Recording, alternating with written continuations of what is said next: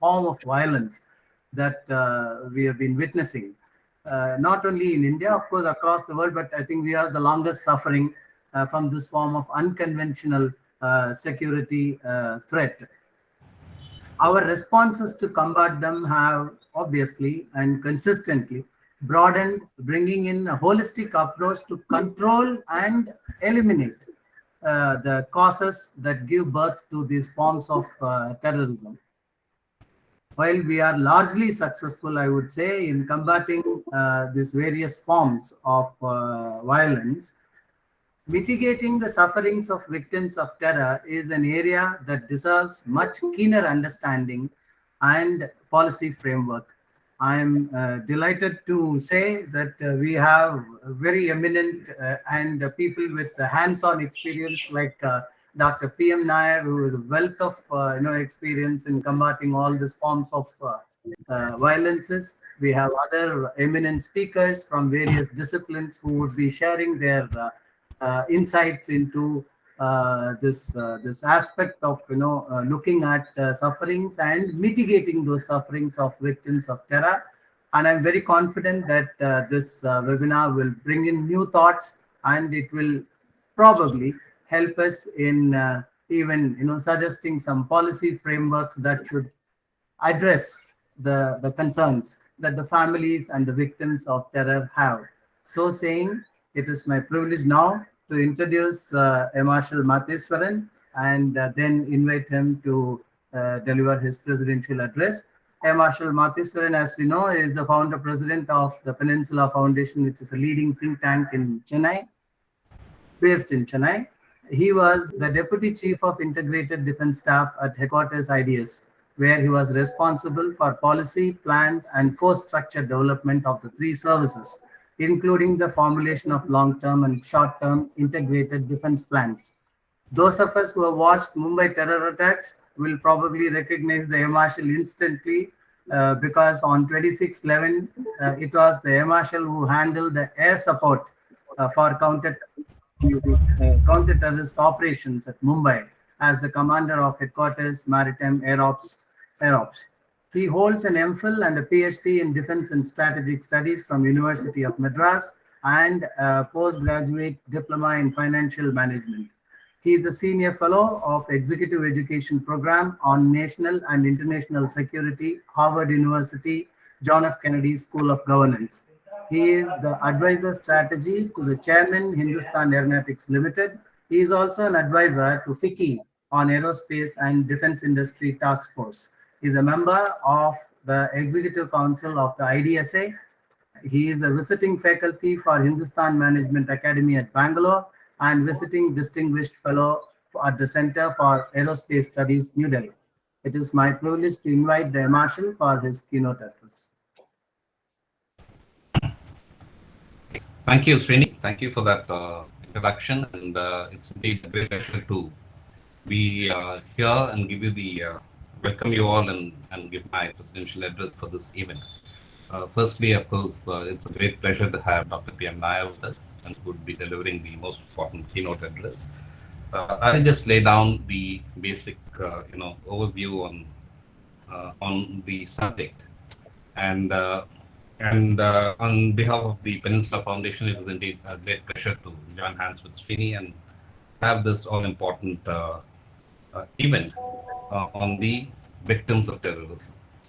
Well, the topic is very relevant in today's time, particularly with the very animated events and conversations that are going around the world in the context of what's happening in Afghanistan. And of course, you are looking at somebody who's taken over a country and the government who has originally been termed as a terrorist organization. So what happens to that entire approach is a big question mark that I think we need to look at. But going back, as what Srini pointed out, 21st August has been, denoted as the International Day of Remembrance and Tribute to the Victims of Terrorism. The UN General Assembly passed this in its resolution 72/165 in 2017 and announced this, designated this day to be, remembered, and that declaring an international day is always with the context of, or with the objective of bringing together international community to recognize the problem and address the issues. So in this context, let me first ask a basic question. How do you alleviate the problem if you don't, define clearly who's the victim, who are the victims of terrorism? And that is important. So very common, approach to understand is that those who've been affected only by the terrorist organization that's commonly perceived like LET, Jaish-e-Mohammed, ISIS, Al-Qaeda, etc.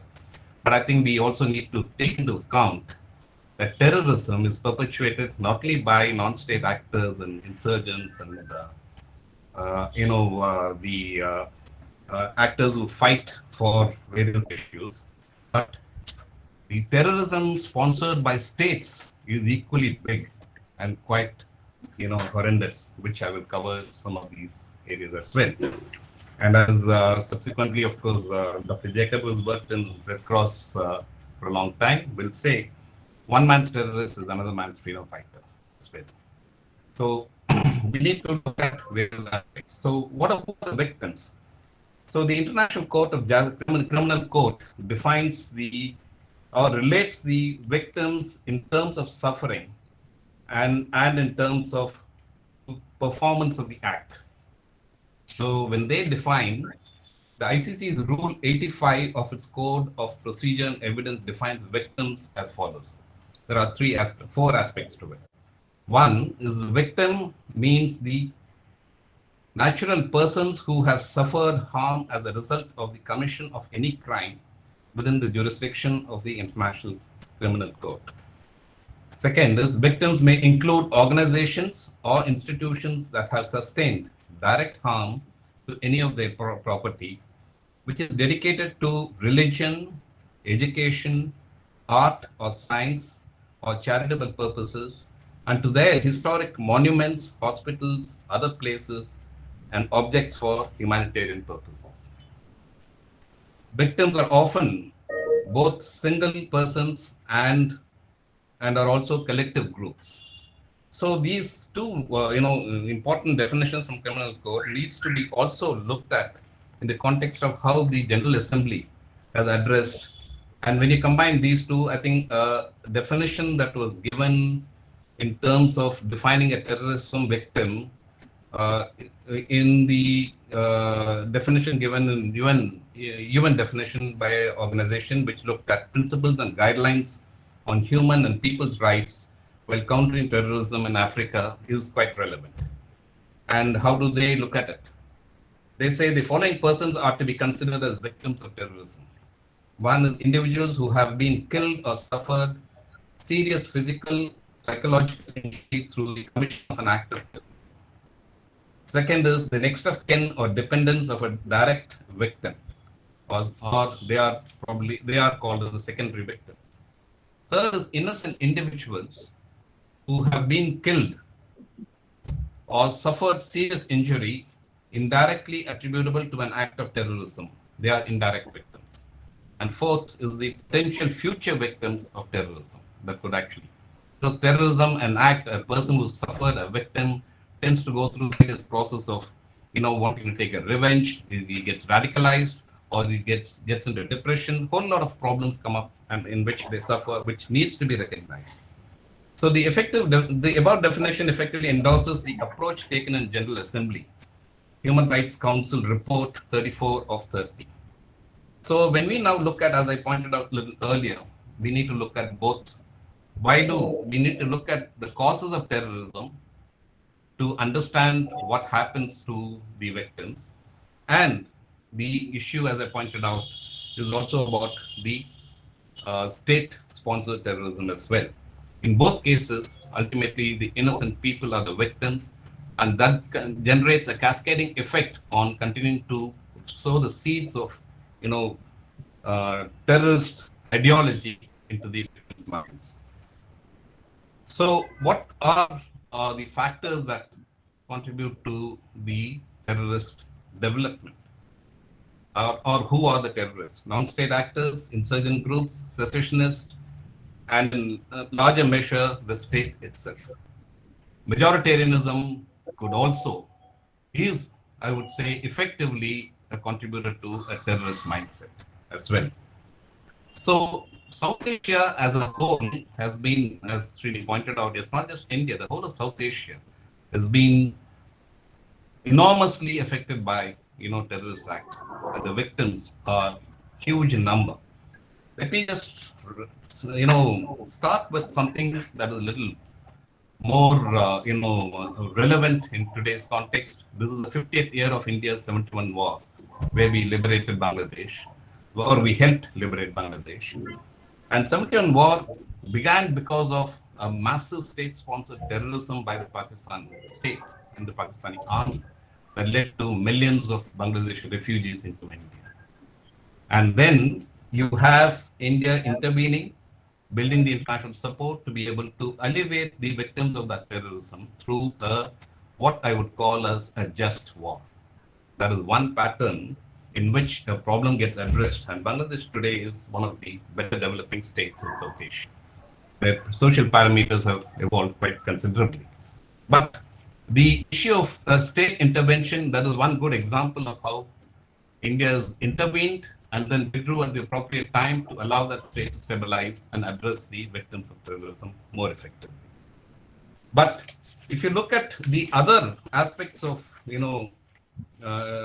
various cases, then the glaring example is, Sri Lanka itself, which has been afflicted by terrorism, and victims of terrorism abound from the time the Sri Lankan state came into existence. It's a combination of both. A state-sponsored terrorism, which does not recognize the aspirations of certain, part of its own population, looks at them as the other, and then create or sow the seeds for rise of terrorist organizations. The rise of LTT, I would say the cause of LTT's rise is the Sri Lankan state itself. And then you see a massive amount of refugees who flow into India, the amount of refugees who've gone across to the rest of the world, and of course, the culmination of that entire process, which the international community is still grappling on how to address the complaints and issues of genocide that's been done, committed by both sides in the 2009 culmination war. So that is a tragic history of the victims who suffered from that area as well. Taliban is in Afghanistan. Taliban 1, we are all aware. Now Taliban 2 has come. Will the tiger change its stripes? It's very unlikely, because those of you who actually understand the essential or the core philosophy of Taliban's coming into existence, when they defined, restructured the students into a political movement or a militant movement in 1994, the essence of that philosophy lies in extreme interpretation of the Sharia law. And that leads to the victims suffering, particularly women and children suffering at the hands, which will not change, because there are segment of leaders in the Taliban too, who clearly say the state will be an Islamic emirate, which will follow the Sharia law. And therefore, the huge, possibility of perpetuation of human rights acts looms large in the background of Taliban too. Cultural, erasing cultural memories of a group of people is equally a massive, problem that communities suffer. And genocides always are at the root, starting off from Second World War, whether it's the Holocaust or the Armenian genocide by the Turks, or if you go back to Indian history, the post-1857 was a massive genocide, which is actually not very well recorded in history by the British. But more importantly, when you destroy evidences of cultural memories, that becomes a much more damaging prospect, or damaging issue for a group of people or a community. So you find when Taliban 1 destroyed the Bahamian Buddhas, it erases an entire memory of a civilization, for the future. That's the huge damage. ISIS did the same thing in Iraq, where much of the historical, pre-Islamic history tends to get, or was erased during that short period of occupation by ISIS. Myanmar is another country that's been grappling with huge, problems. The Rohingya refugee problem is again a perpetuation of a majoritarian approach to dealing with problem through victimizing the minority and converting them into refugees. Trans-border, terrorism is well known to us because Kashmir has been grappling with it for more than 3 decades now, and Pakistan is a state perpetuator of that terrorist process, and victims are, people on both sides of the religion. The driving out of Kashmiri Pandits again is a process which I said is a culmination or combination of erasure of cultural memory as well as their rootings in their land. Syria, Libya are examples of geopolitical machinations that result in massive human rights violations. And I must bring or for that matter, China's actions in Tibet and Xinjiang is equally important.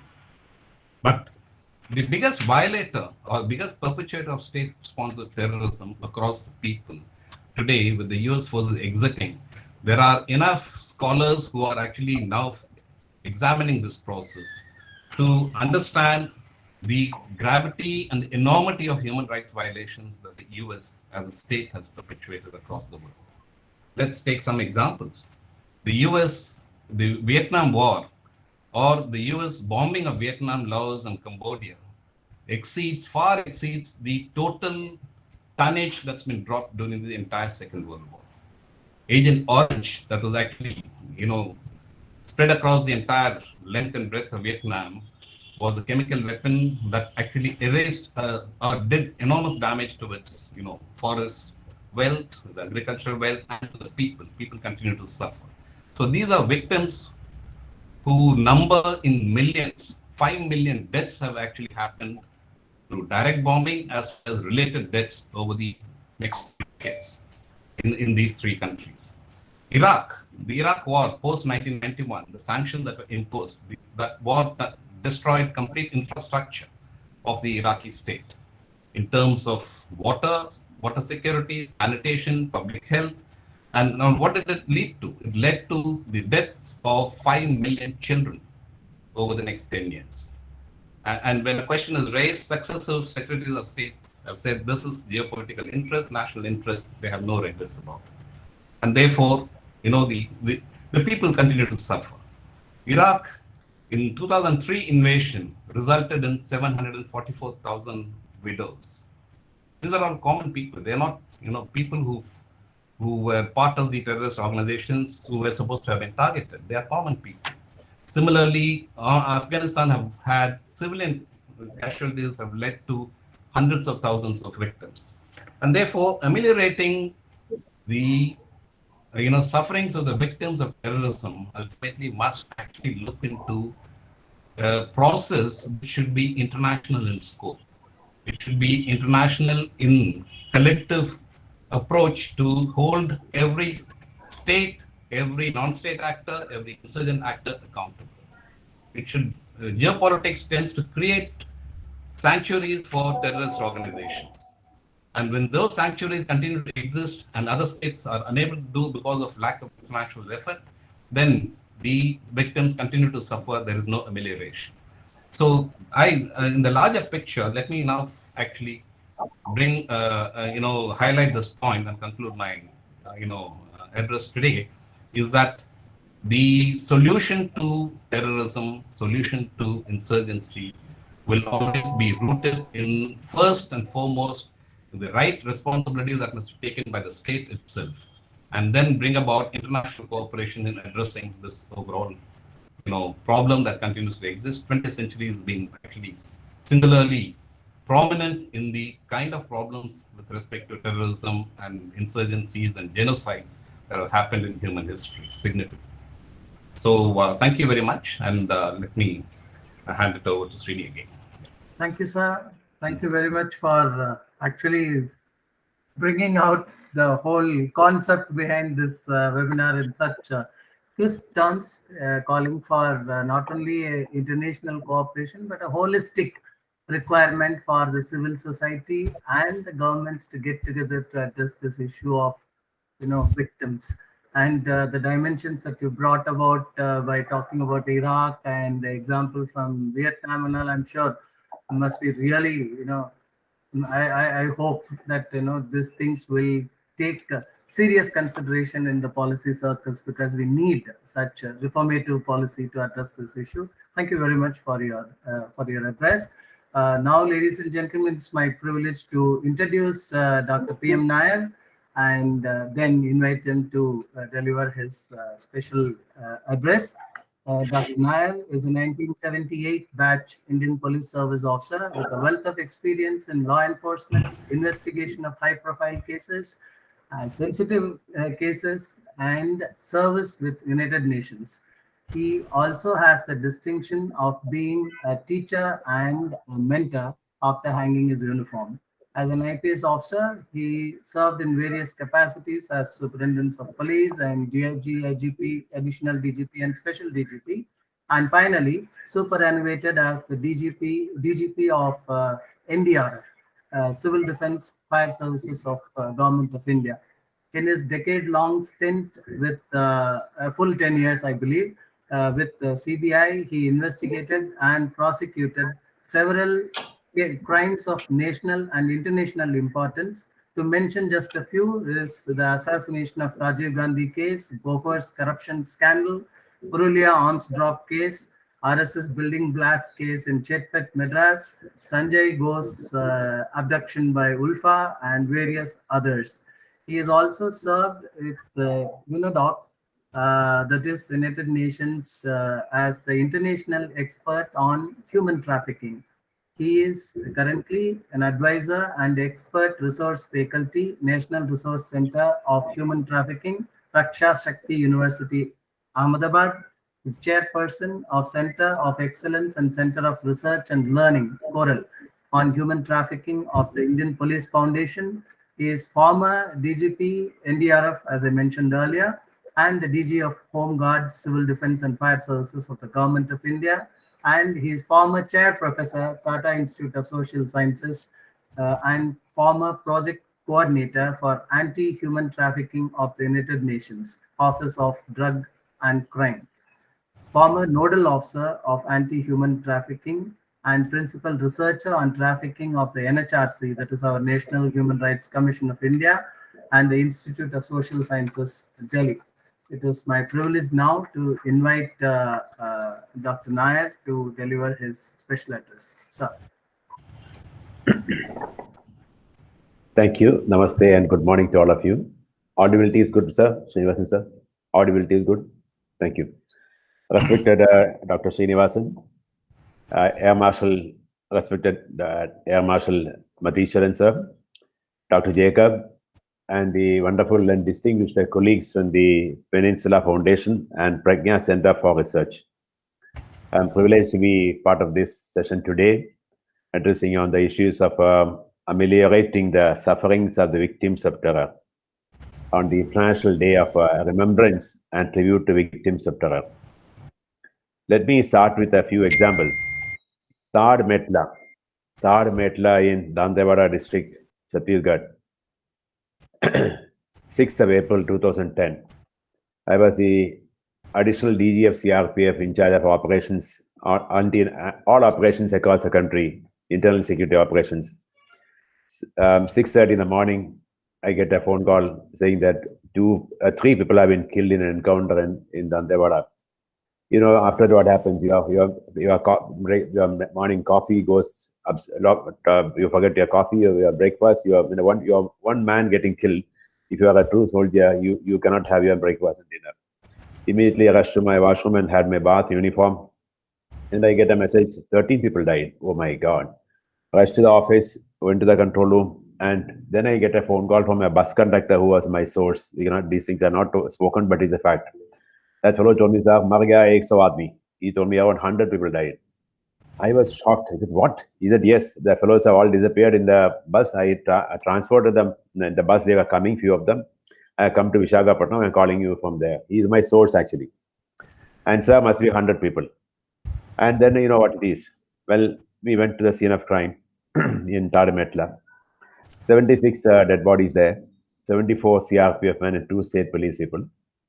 It is not only that they've been killed, they've been butchered. I've seen the the eyes of the men who are dead, eyes of the men gouged out. Dead body is there, but eyes gouged out. Then the Naxalites are men and women. Where later we got to know about the information. Many of the men who are dead, their pant front portion have been cut open and their private parts chopped off. You can imagine what sort of terror it is. And then whoso had a wristwatch, shining wristwatch, their hands have been chopped off, take the wristwatch out. Well, the scenario is like this. You can't even describe it in a film because censor board will not allow that to happen. But that's a reality what we saw in life. Now, if you ask me, are they criminals in uniform? They are not. None of them. They are all innocent fellows who are just struggling to survive. 20,000, 30,000, 40,000 rupees salary, a huge family at home, maybe in Kanyakumari, maybe in Kashmir, maybe in Gujarat, Rajasthan, Assam, wherever they are. Then another incident, which you are all well aware, fresh in the mind, February 2019, 44 CRPF personnel martyred in Pulwama incident. The convoy incident, which you are aware, I don't want to elaborate into that. Another one, 292 cops martyred in India during September 2018 to August 2019. That's a MHA report. 292 cops, police officers. 162 SF security personnel and 463 civilians killed in Naxal attacks during 2018 to 19. MHA report. I underline this word, 162 security personnel, security forces, and 463 civilians in a matter of 2 years' time. MHA report on LW violence shows it has reduced by 70% number of incidents, 2,258 in 2009 to 665 in 2000. A consolation number has reduced by 70%. But is it a consolation at all? 665 numbers, 665 incidents, how many people lost? How many civilians lost? How many men lost their lives? So even one person dying is intolerable, is non-negotiable. Therefore, when you talk about victims of terror, we think not the numbers, but we think of the human beings. Each one counts. Each one counts. What does these examples show? First of all, who are the victims of terror? The security forces. I gave examples of only paramilitary because that's a material which I have in my mind fresh.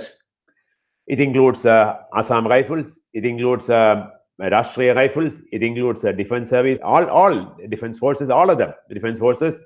It includes paramilitary. It includes state police forces. It includes home guards. It includes civilians. It includes civil defense, and so on. The list is unending. Everyone can be a victim of terror. It could be a media person. It could be a professor in a college. Everywhere, the victim of terror. Security forces is number one. The families of security forces who lost their breadwinner, their families. Then the injured security force personnel, injured person. Number four is the families who need to give them care, maybe lifelong. The fellow doesn't have legs, fellow doesn't have eyes. What do you do with him? Then the civilian skill by terrorists and by security forces. Civilian skill by terrorists and by security forces. By both ways, they get caught in between.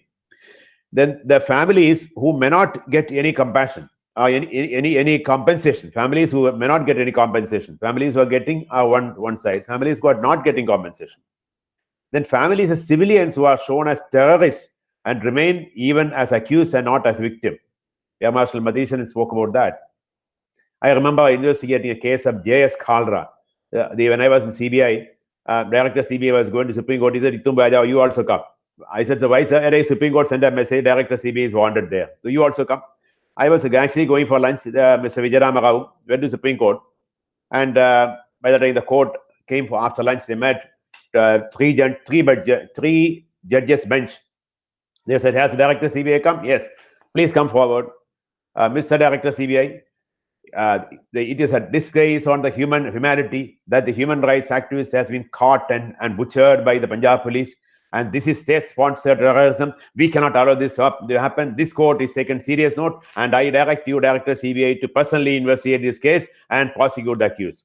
Then the Solicitor General said, respected Your Lordship, he is a Director CBI. He will direct the investigation, but let him appoint an appropriate officer to investigate. Let him do it. Oh, Mr. Director CBI, who is appointed? Sir, I have bought my officer. Who is that fellow? I went forward. What is the name? PM Nair. Oh, you must be SV. No, sir, I'm a DIG. Oh, God bless you. You become IG soon. And Mr. Nair, here is a crime. Yes, Khalra was butchered by the Punjab police, and I want to investigate and prosecute the case in 3 months' time. Are you ready for that, sir? Sir, I didn't use the word this Lord and all. I said, sir, I can investigate. Prosecutions are different concerns. I'll go by evidence. Oh, yes, we stand corrected. Mr. Nair, 3 months' time. Yes, I'll do it. Ladies and gentlemen, it was not an easy job to investigate a crime where the state-sponsored terrorism happens. And we did. And the unfortunate part is that when the prosecution was laid, the charge sheet was filed, and this gentleman, the SSP of the district, had to commit suicide. He ran out of some running train and committed suicide. I never wanted him to commit suicide. Well, I couldn't help it because the evidence was very strong evidence we could build up, despite all the odds. Now, fighting against terror in many ways, in the experience, if you say, even ISR espionage case you're talking about, where scientists were brought in as accused persons, and Maldivians were arrested and sent to jail under the Official Secrets Act. 14 years minimum they would have been in jail, like the Samba spy case. And after 14 years, they would come out without any evidence. But Official Secrets Act does not grant you bail, and therefore they would have been in jail. But for our stepping in, and then we found the entire thing is all false or completely concocted. And by whom? By the important agencies of the government. Not only the state police, but the important agencies of the government of India. All together, unfortunate that is another case. So the state-sponsored issues of terrorism and victimization of people is a very serious matter where we all have to be concerned. As civilians, as citizens of the country, we all have to be concerned about that. Types of suffering. The list can go on. Let me conclude there and go to types of suffering. Firstly, financial. 2, psychological. 3, emotional. 4, the feeling of insecurity. Physical, financial, and emotional insecurity. Then next is neglect by the community. They don't care. Till that man is a superintendent of police or the man is an inspector of police, everybody restricts him. Namaskar, sir, namaskar. When the man is dead, oh, mar gaya. That's it. Now, the respect and recognition is lost. Increased vulnerability leading to other issues. For example, girl-child marriage. The man's marriage may be all set in motion, but the man dies. Now, or the woman dies. Women also die. A lot of women have died. Security forces. The girl-child marriage. How the girl-child would get married. Then boys go errant. Many of the boys have taken after drugs and drinks and all those sort of things. They go astray. So it's a colossal damage to the victims of terror, which is documented, undocumented, half documented. Ladies and gentlemen, in that context, Government of India schemes are many. Response systems are good, bad. We can say, we can have an assessment as to where they are. But factually speaking, there are many. 2008 scheme for financial compensation of family, 3 lakh rupees they give. Permanently incapacitated members of the family killed are entitled for health care and free medical treatment for illness due to violence. Rashtriya Arogya Nidhi support for medical care they are giving. Then National Foundation of Communal Harmony, they have a scheme called Assist, ASSIST capital. Financial assistance is given to children who are rendered off and destitute. Victim compensation scheme under the CRPC, Supreme Court order in 2009, they set up a victim compensation fund. It's all namesake, nothing much happens in the victim compensation fund. But in the paramilitary things, since I worked in paramilitary for quite some time, the things have evolved because of the issues that face on Naxal areas and Jammu Kashmir and Northeast. Things have evolved. Today, Bharat Ke Veer, Akshay Kumar sponsored, along with Government of India, 15 lakhs is given to all CRPF, CAF, Central Armed Police personnel they give. Then the paramilitary service package by the State Bank of India. I don't know how many of you are very interesting. Even if you have zero balance account with State Bank of India, provided you have an account with the State Bank of India and the person dies as a martyr, they give 30 lakhs. So all said and done today, if you take a CRPF person or a BSF person or ITB person or SSB person or Assam Rifles person who dies in action, the state government also gives something. Along with that, all the compensation state government is giving. Together, the amount of money the person would be getting would be almost 1 crore. 1 crore. Now the point is, will that 1 crore suffice, or will that 1 crore be a be-all end-all, or is that what is enough? Now coming back to that particular issue of getting the benefits, all these are there, schemes are there. Now, if the widow is there at home, How many widows in UP or Bihar, or for that matter, anybody who will run around and get after this? I have seen a youngster in Kanyakumari district who died in Tadmetla incident in 2010. And after 2-3 years, when I went to visit the person, that lady was not able to get anything except some 30 lakhs which CRPF sent. All of this are namesake. Yes, I'll get. Somebody will say, I'll get. Nothing happens. We have to personally chase the people and get the people there. And then she got everything in a week or 10 days time. So that's what. The lack of awareness is one. Number 2, poor access. There are no support systems. Then poor response to the agency is concerned. Money is not the end of everything. Counseling is required. Counseling. When the Tadmetla incident took place, one important film actress in Bombay, she said, I want to be anonymous. She called up and said, Ms. Naya, what can I do? How much money can I give? I said, madam, don't give out your money. We are giving enough money. What you can do is form a team of people. You must be, because 76 people died, and form a team of people must be requiring around at least 5-6 people. Each one should go to the family, spend 5 days with the family, counseling them, talking them, communicating with them. That's what they look forward to. This is very important. I think Mr. Jacob was talking about, started by talking about psychological issues. Sir, that's a very important issue. When we have 1 crore of money giving to them, that 1 crore is one part. It doesn't take care of the entire thing. That psychological matter is very important. Ladies and gentlemen, I'm a graduate of the FBI National Academy, Virginia, Quantico. I think probably 10 or 12 IPS officers have been privileged to become graduate of the academy. They take one in 4 years' time. Once in 4 years, they take one person. After my Beaufort's case, director CBA was happy that you go. I went there and got the training there. It so happened I was in the FBI Academy at this very same day in 1998. And then they said, we have this particular day of Remembrance Day. And ladies and gentlemen, no class today. You are free to do whatever you want, but you can be associated. And a lot of children come, family came. And I was also given in charge of one family and small kids. And the lady is there, husband died. And the child, how he described how his father died. But the child was very, very bold. That girl child and boy child must be 8-year-old girl and 5-year-old boy.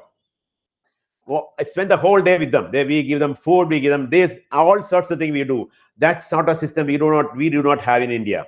If the person dies, the family is called. The person means woman or man dies, family is called over free of cost. Their entire transportation, whether it's air or train or whatever it is given by the academy, given by the agency, and 1 full day. In rather 2 days, they are guests of the academy. They stay there, they go around everything, and one officer is a mentor. I was a mentor for those kids. And what do they learn? They look for recognition, the need for recognition, the need for acceptance, the need for being involvement, the association, and the feeling of being cared for. You know, that like Abraham Maslow's concept of need hierarchy, the top one, that self-actualization. They look forward to that.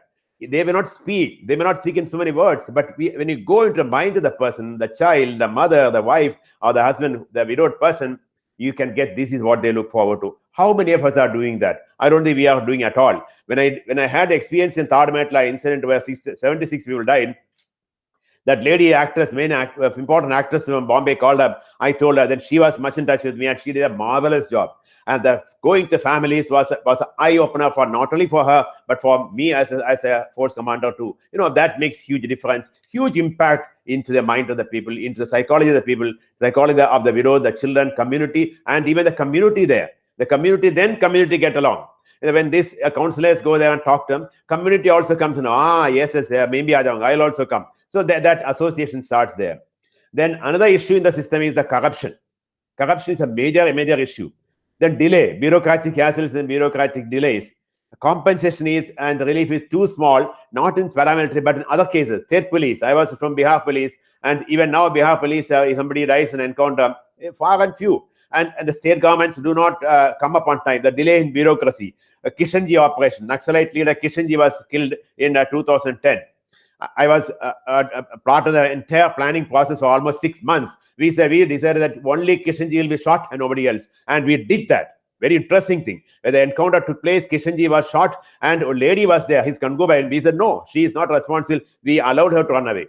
Only Kishanji was shot. And now, Kishanji was shot. I had my 3 boys in CRP, 4 of them. I said they must get Shauri Chakra. Went to the Home Secretary, went to the Defense Secretary, went to the Defense Minister. I saluted Mr. Anthony. I told you, sir, with your hand they should get reward. And he gave them. They got Shauri Chakra. But the entire planning was done by West Bengal Police, the District Superintendent Police.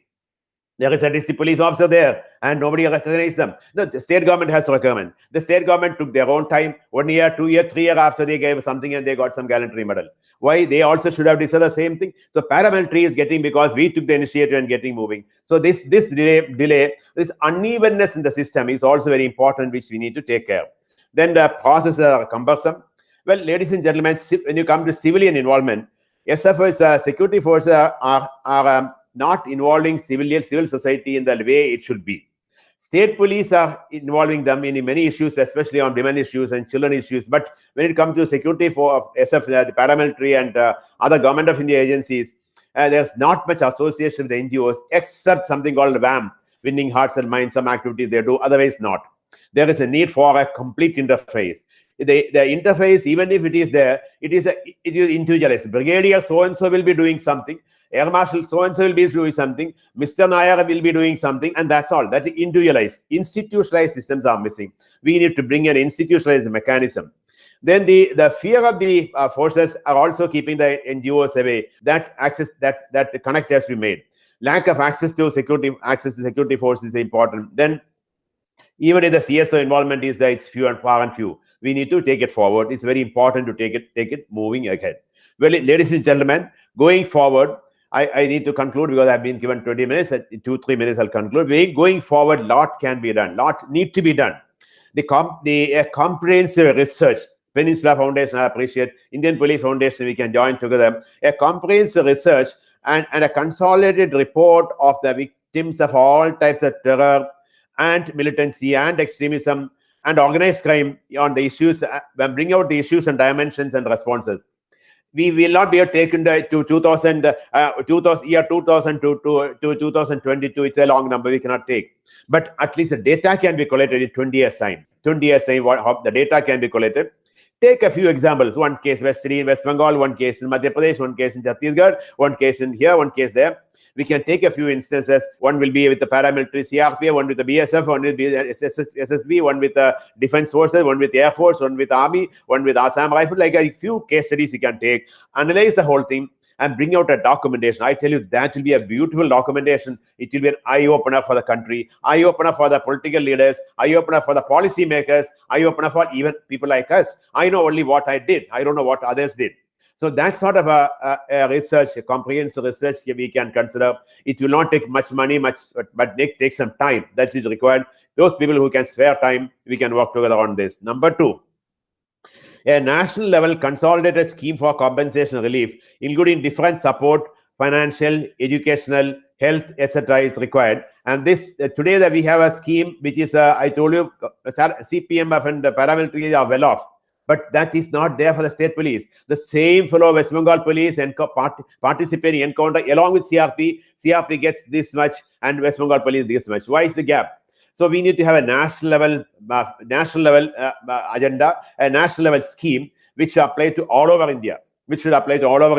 The national scheme should envisage and enlist the role of civil society also in making them institutionalized part of that, especially in psychosocial counseling, especially in community outreach, especially in community acceptance. So all those aspects where a force cannot do, the civil society can do. So that part can be integrated into the national scheme.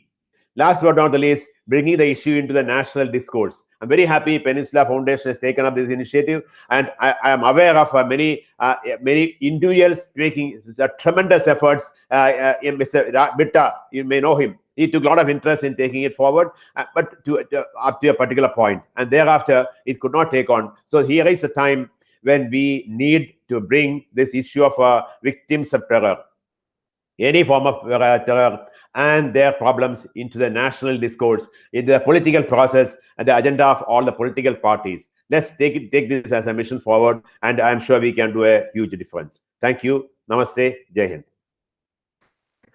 Hind. Dr. Nair, sir, I mean, I think 20 minutes is too short, if I may say. I think we should listen to you for more.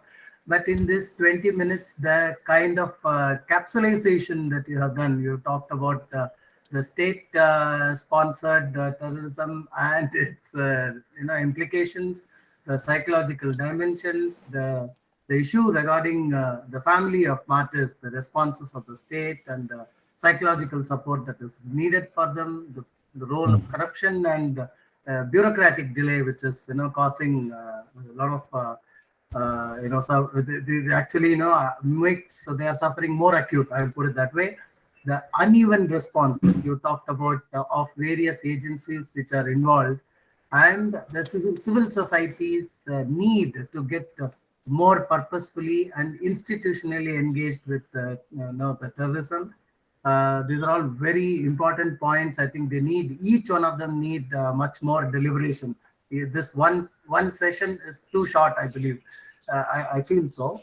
And these three recommendations that you have given, a comprehensive research that is required, and it's very gracious of you to say that Indian Police Foundation will be happy to be associated, and the national consolidated comprehensive scheme that is required, so that everyone who is involved, whether he is a police constable of the state forces or the military forces, the package, the scheme to address them, the martyrs and their families and their requirements should be uniform across the country. You gave the beautiful example of FBI Academy. And the third point which you talked about is the national discourse which is needed. We are happy that we started it in a very small way today. And I'm sure these three recommendations, in fact, we also will be happy to be associated with you, sir, in whatever way we can work on them and bring it out so that it benefits the larger community of victims. We have too many of them in too many this thing which we know. Okay, thank you very much for those insightful and qualitative recommendations that you have put forth. I'm sure we can work on them. Now, with your permission, sir, I will move on to the session by introducing Dr. Sunod Jacob, who is going to chair this session of paper presentations. Dr. Sunod Jacob is a senior fellow at the Peninsula Foundation, where he specializes in international law and multilateralism. He has rendered his services to the International Committee of the Red Cross in various capacities, including that of the legal advisor, advisor for academic programs, and focal point for multilateral affairs. He has served in the academia as associate professor at GD Goenka University, assistant professor at ITM University, and senior research fellow at University of Madras. He has authored two books, Post-Millennium Trends in the Global Energy Security Architecture, and a Handbook on Contemporary Public International Law. It is my pleasure inviting Dr. Sunod Jacob to chair this session and take it forward. Thank you. And Dr. Sunod, all yours. Thank you, Srinivasan ji, for the invite. And thanks to Dr. Nair for a very extensive examination of the issue in hand. And thanks to my senior colleague and founder president, Air Marshal Matheswaran, for his throwing his perspective. And since many of the topics have been covered, perhaps I would, and keeping in mind that we have a significant academic presence in this panel and in terms of participation, perhaps from an academic point of view, and keeping in mind that my specialization has been in public international law, I would like to flag 5 points before we move into the session. One is that the context and the theme that of this today's event is essentially an intersection of different branches of law. We are talking about the intersection of refugee law, the law relating to IDPs, international humanitarian law, international human rights law, the law of occupation, law relating to cultural property under the Hague Conventions, then arms regulations, the law of sea, and if we were to take certain manifestation of terrorism, let's say hijacking, we are talking about the law of airspace as well. So this is one point that I would want the academia to take note of, that this is an evolving body of law, And this body of law it forms at the intersection of different branches of established laws. That's point number one. Point number two is that this is also an intersection of different disciplines, and that is well reflected in the diverse participation of panelists today. This involves the intersection of economic, psychology, sociology, law, politics, and forensics, to name a few. Point number three, with a focus on the word amelioration, we are effectively looking at how to make life a little better or as normal as possible. Keeping this as the underlying theme of the session, I would encourage the academia to turn to a piece of document generated by the UN General Assembly way back in 1985, even before terrorism was in spotlight. The resolution titled Victims of Abuse of Powers and How to Address Their Requirements. This was accepted unanimously by the General Assembly with the membership at that point of time. And what have been recommended are essentially, it has been absorbed into victims of terrorism as well. So this is kind of the mothership of documents as far as victims, addressing victims' requirement is concerned, even though it was in light of how a state can abuse its power on the people. And what has been recommended has found its application even in matters relating to, after what has since started as what is called as the global war on terror under international law. The global war on terror kind of put the issue back in the spotlight, despite the fact that in South Asia, the issue has been raised at the international forum even before the global war on terror was raised. So we need to be mindful of the politics also in terms of international law.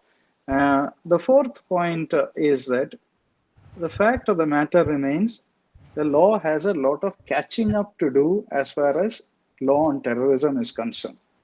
We still don't have a consensus internationally. We do have some decent legislation domestically, but as far as international consensus is concerned, the fault lines remain. If you look at the voting patterns in the UN Security Council, one can gauge the fault lines that are existing. Some countries, for instance, for the last 30 years, for instance, Britain and France have never exercised the power of veto. So the kind of attention that is given to this issue can be read through those voting patterns in the Security Council, because Security Council is the only institution in the international bodies that have been given a mandate that empowers them to give compulsory, create compulsory obligation. General Assembly and other institutions can only give recommendatory suggestions. So we'll have to keep that in mind as far as the legal framework is concerned. And fifthly and lastly, I would encourage to bridge the gap between academia and the practitioners as far as this branch's law is concerned. Quite often, the well-meaning articles published by academicians never reaches the practitioners. So we need to work a way around this to ensure that timely communication and effective communication of the research that is carried out by the academia reaches the practitioners, and that is important. Otherwise, the books, they kind of go into cold storage. I mean, if you were to take a journal, it's going to perhaps take 6 months or maybe 1 year for the article to get published, even if you have chosen a topic that is contemporary. So 1 year down the lane, maybe the topic has lost its relevance or the kind of attention it deserves. So this is one aspect which the academia, I would encourage you to reflect on how to effectively communicate your analysis, your recommendations to the practitioners such as Dr. Nair. And I'll conclude by saying that perhaps one area that does deserve some attention is how do we also address victims in terms of counterterrorism operations? I'll just leave that as a thought, and I'll open the floor for our participants, our paper presenters for the day. We have 4 paper presenters. And Dr. Jacob, may I intercept? yep. Yeah, just sorry to this thing. The first paper, Dr. Vidusha from this thing, she is caught up in a meeting with some officials. She just messaged me that she will not be able to join. So Okay. we can move on to Dr. Indrani. Yeah. Okay. So we will start with Dr. Indrani, who is an associate professor of law at Bishop Cotton College of Law at Bangalore, and her topic would be on adequacy of legal mechanisms to mitigate the suffering of victims of terror, with a specific reference to India. So the floor is yours, Dr. Indrani. Thank you very much, sir. I take this opportunity to thank the Peninsula Foundation and Pregna Center for Research for providing me this platform, and respects to Dr. P.M. Nair, Air Marshal Matishwan, Dr. Srinivasan, and my chair for the day, Dr. Sunod Jacob, and the fellow participants and panelists. Actually, the area that I wanted to discuss, P.M. Nair sir had already gone into such a lengthy way of explaining what are the legal opportunities that are available, how compensation is received. But then sir was looking into the area in regards to civil servants. My area was a different area of research, wherein I just stuck up to 3 legislations that are brought out by the, how to say, the government. That is in regards to number 1,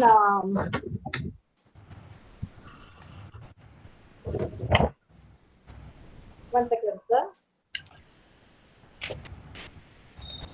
because it was such a sudden way of putting it across, and I heard so much today morning.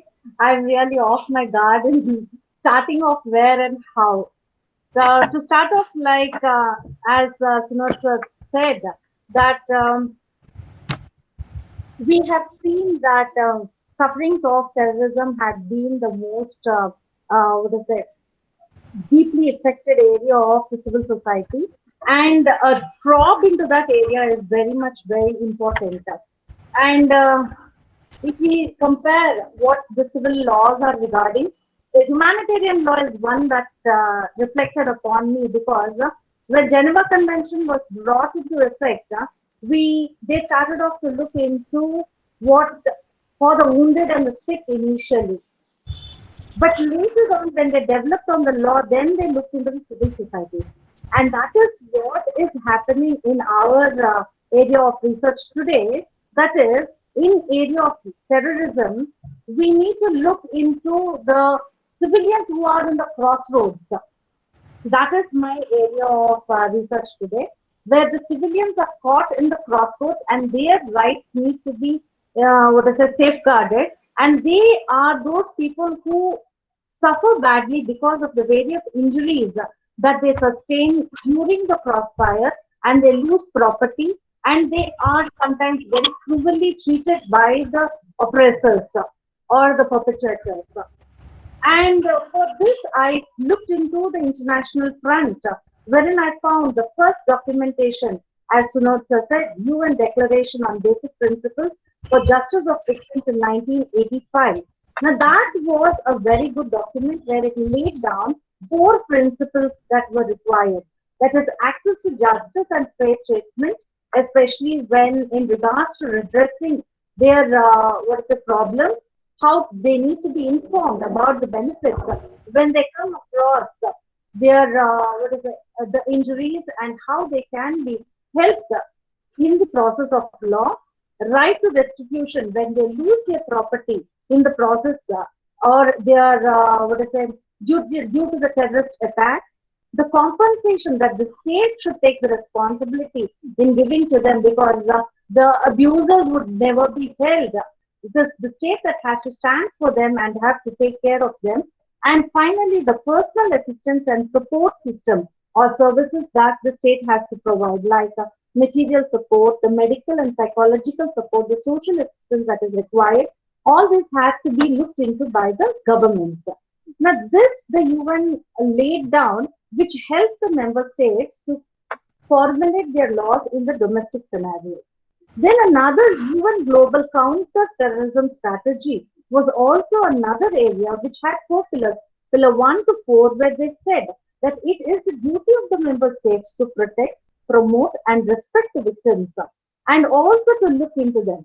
During the sixth review, they found that actually many state bodies uh, were implementing the laws or the ideology that was set out by the UN. But then there is still a lot of work to be done in that particular area. The General Assembly in 2017, yes, they wanted to honor and support the victims, and therefore on 21st August, it is declared as the International Day for Remembrance of and tribute to the victims of terrorism. Now, this has been looked into in various state parties, but the compensation part is one that was held more valuable because the people in those areas lose what is called their financial support. If we look into the various international states or the countries, the European Union was one which has a very good setup in looking into or tackling the victims area. That is, they brought out something called the Compensation Directive, the Victim Rights, the Directive on Combating Terrorism, and they also set up a Center for Expertise where the victims of terrorism could form an association. And they also came up with the working group which established to center which established to look into and remember and honor the victims. US came up with Victim Center Act where they provided medical facilities, mental health, counseling, funeral, burial costs, and also low wages or whatever support that is required. The International Terrorism Victim Expenses Reimbursement Program was set up by US where they also compensated those people who were attacked by the terrorism outside their state, and they went on to give a compensation of $150,000, and also they tried to support them with all the other supports that were given to those people who were affected inside. UK also followed by having the Criminal Injustice Injuries Compensation Act, where it focused on compensation, but however, it focused on only three areas, that is England, Scotland, and Wales. And they looked into compensation from the point of loss of life, future earning capacities, and for any such psychological sufferings. The terrorism compensation scheme for the overseas people who had met with any such terrorist attack and had lost their lives overseas, even for them, compensation has been laid out. In this way, there are many states or member states of the UN who had brought about legislation in their area or their footprint. Looking into the Indian perspective, this is where I had looked into. We had three major legislations that were brought about. The National Investigation Agency Act 2008, which looked only into bringing about professionalism in investigating and bringing about how investigating process can be improved. And there was an amendment to the Unlawful Activities Prevention Act, an amendment to CRPC. Now, in all these three areas, there is no mention of any victim compensation or taking care of the victims. The Unlawful Prevention Act was originally brought in the year 1967 when Prime Minister Indira Gandhi was ruling. And at that time, they brought in only for the reason that any activity that is directed against the sovereignty or integrity of India, it could be made applicable. But later on, amendments were made from after the Mumbai attack. There were amendments done to this Unlawful Activities Prevention Act, and today the scope of the act has been improved to such an extent that it covers terrorism, money laundering, and terror financing. These groups were added, but again, they haven't spoken anything about victim or how to safeguard the rights of the victims. The exact legislation for a terror was found in the TADA Act. That is after the assassination of Prime Minister Indira Gandhi. However, this was misused and therefore had to be shelved away. Then under the Atal Bihari Vajpayee sir, the Quota Act was brought in, which was again shelved away by the Manmohan Singh government, wherein they brought about the UPA Act. And that is what is being in, in force today in regards to terrorists. But none of them had spoken about compensation or rehabilitation. Rehabilitation is nil in any of the areas that have been formulated. However, looking from the constitutional point of view, Article 32 is always there, wherein it tries to safeguard the rights of the citizens, especially when their right to life, their right to dignity is being affected. And that is what was held in D.K. Basu versus State of West Bengal, where the Supreme Court went on to say that when there is an infringement of fundamental rights, then it is the responsibility of the state to look into and pay compensation to the compensatory relief to be given to those victims.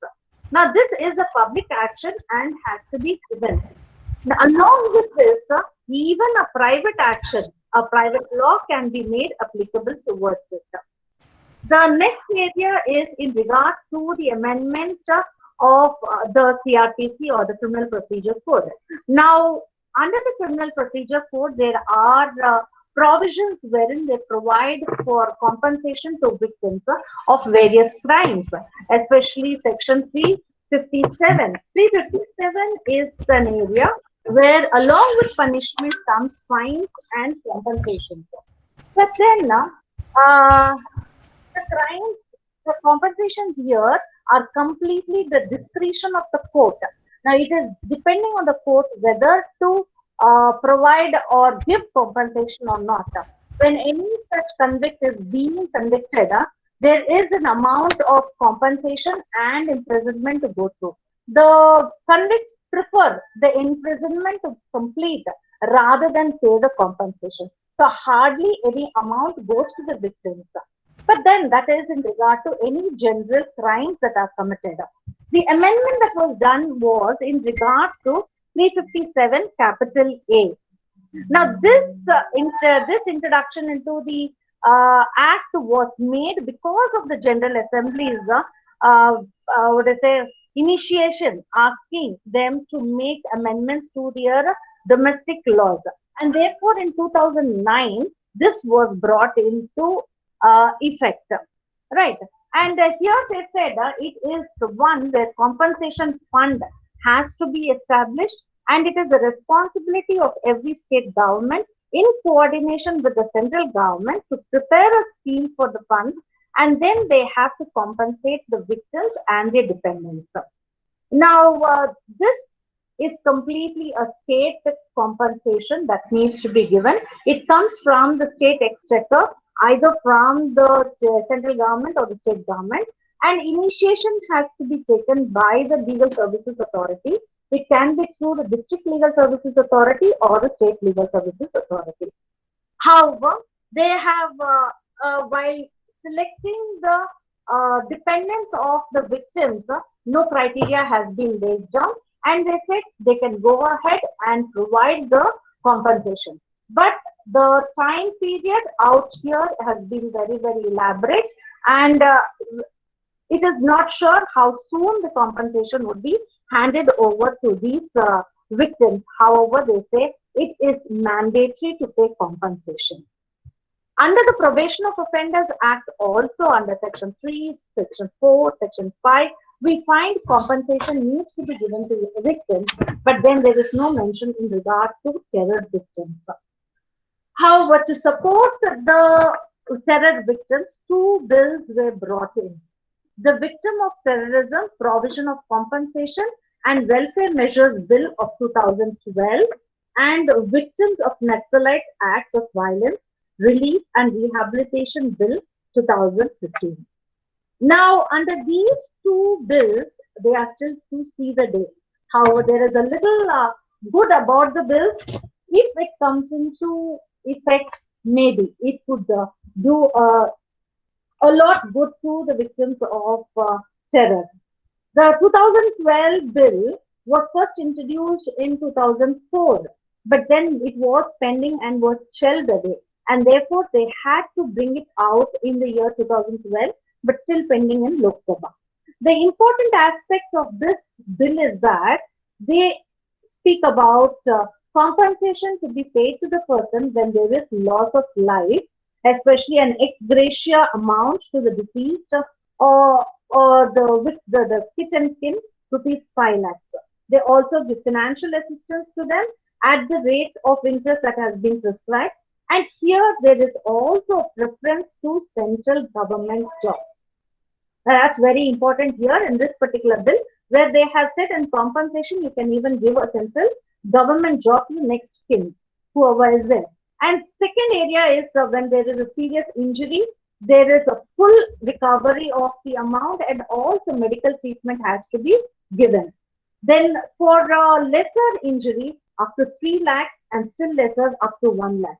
And when the dwelling houses are destructed during this particular process, the responsibility of the state government is to see that they do build back the dwelling houses for the victims. But the bill seems to be very good. It hasn't yet come into application. The second bill that is pending before the parliament again is the Victims of Naxalite Acts of Violence, Relief and Rehabilitation Bill 2015. Now this bill is again one which is not a new one. Every time it was presented, it had to change its name and present it in a new format. But still, it is still pending. In 2005, it was called the Dependence of Victims of Naxalite and Other Terrorism, Compensation, Rehabilitation, Miscellaneous Provision Bill 2005. Then again, it was introduced in 2009 as Persons Affected by Naxalite Terrorism, Relief and Rehabilitation Bill. Then in 2010, it was called as the Victim of Naxalite Acts and Terrorism, Relief and Rehabilitation Bill. And finally, now in 2012, it was introduced in 15 with the same name as the Victim of Naxalite Acts of Violence, Relief and Rehabilitation Bill of 2015. Now, this is how this bill has been processed or allowed.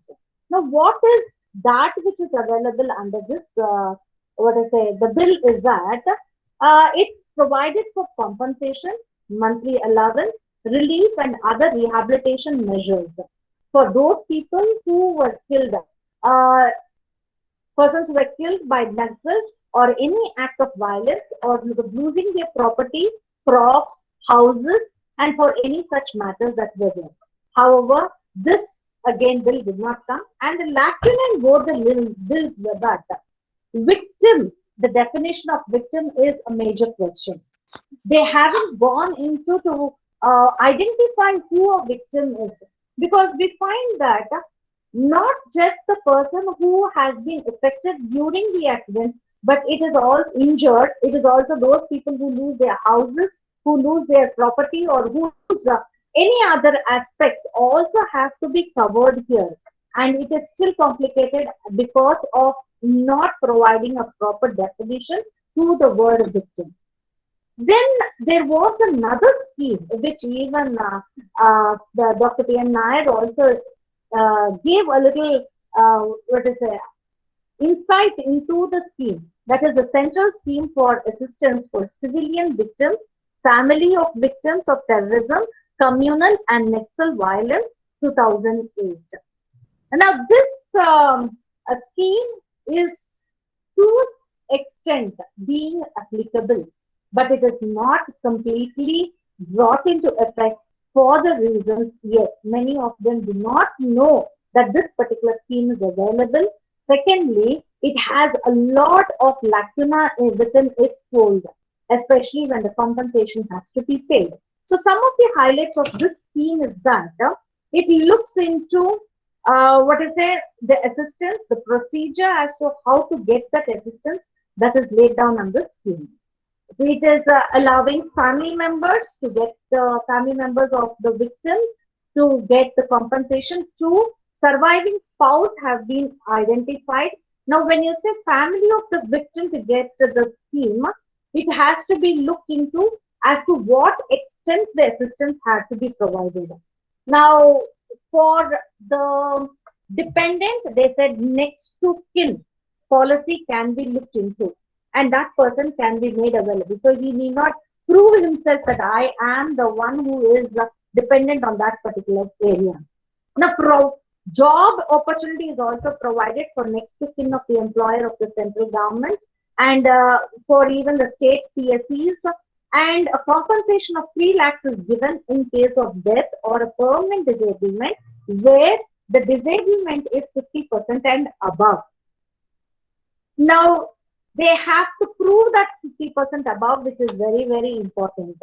The foreign nationals and RRLs also are covered under this particular area. And they also said that a card, health card shall be provided, wherein if they come across and have some injuries, they can get themselves treated under the hospitals with the help of the cards. Now, as Nair sir said, it is also the assist ASSIT, which helps for children who are affected during this process of terror attacks and as victims. And it is one implemented by the National Foundation of Communal Harmony, which is under the NHA, Ministry of Human Affairs. They would look into it. The limitations that are available under the scheme are: number one, while paying the compensation, they do not look into the criteria of income of the family. Two, the perpetrators or of violence, whoever had caused the terror attack, their families are not covered under the compensation. Thirdly, the eligible claimants, when they have to file their claims, they have to do so within a period of 3 years. Whatever violence that they have come across, it can be terrorist, communal, Naxal, whatever it is, to either to the district magistrate or to the state government. So that 3 years period is one which is very vulnerable, because most of the time people to come out of their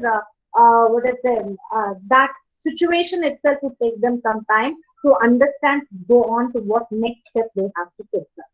The compensation given here is 5 lakhs when there is a death of the person or there is a permanent incapacitation of the person.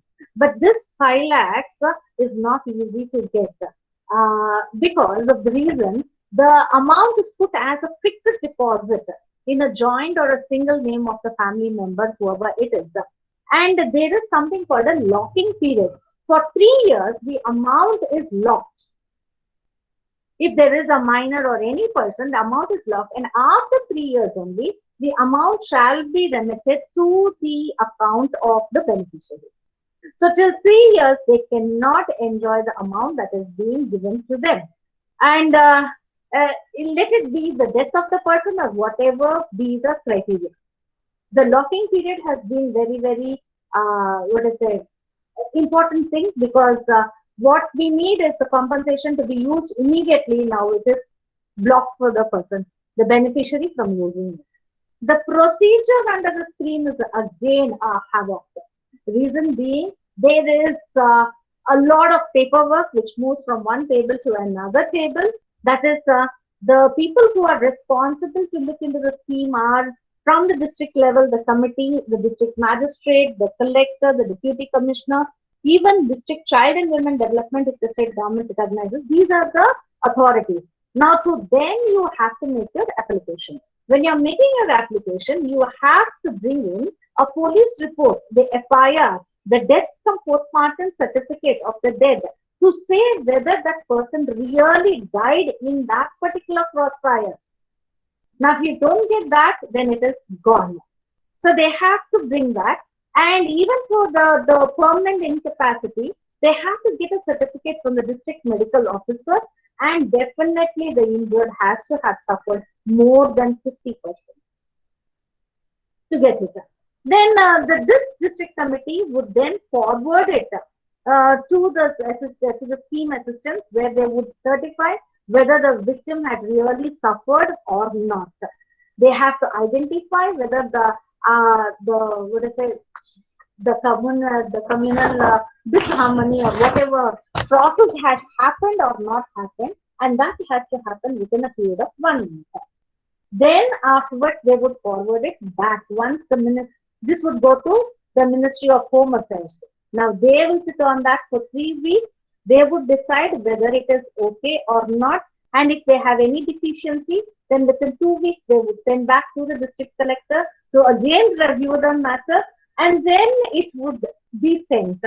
Then they would get the compensation. Now, the check would be issued, and then the check would be deposited into their account. Now, after the check coming to the account, now again the locking period of 3 years. Now, this, by the time they could get all this, the life of the victims is really squeezed out, because with their emotional imbalance and their legal assistance, this is what they receive at the end of the day. And therefore, it is very much necessary that a proper criminal legal study be made, wherein the life of the victims has to be made better, looking into the various other state policies. Especially the European Union are doing a wonderful job in helping the victims, getting their compensation and rehabilitating them. In all these provisions, also the legislations that I have looked into, there were legislations only in regard to giving compensation. There is nowhere talk on the area of rehabilitation. So definitely it is the right movement, wherein the state party, the government, takes action into this area and make laws stronger for the welfare of the victims, and especially defining the victim and bringing them into a proper order. Thank you so much. I think I have rushed into my presentation. Thank you, Dr. Indrani, for mapping the legislation pertaining to the thematic of this session. You've laid out a number of legislation, and you've made an attempt to make an assessment as to where we could do better. Yeah. And what I could gauge from through your presentation is that the process is a bit like a Kafkaesque process. It's a long process. It perhaps needs to be executed in a more timely manner, so that the access to compensation is quicker, more expeditious. You made a correlation with a comparison with the practice under the European Union.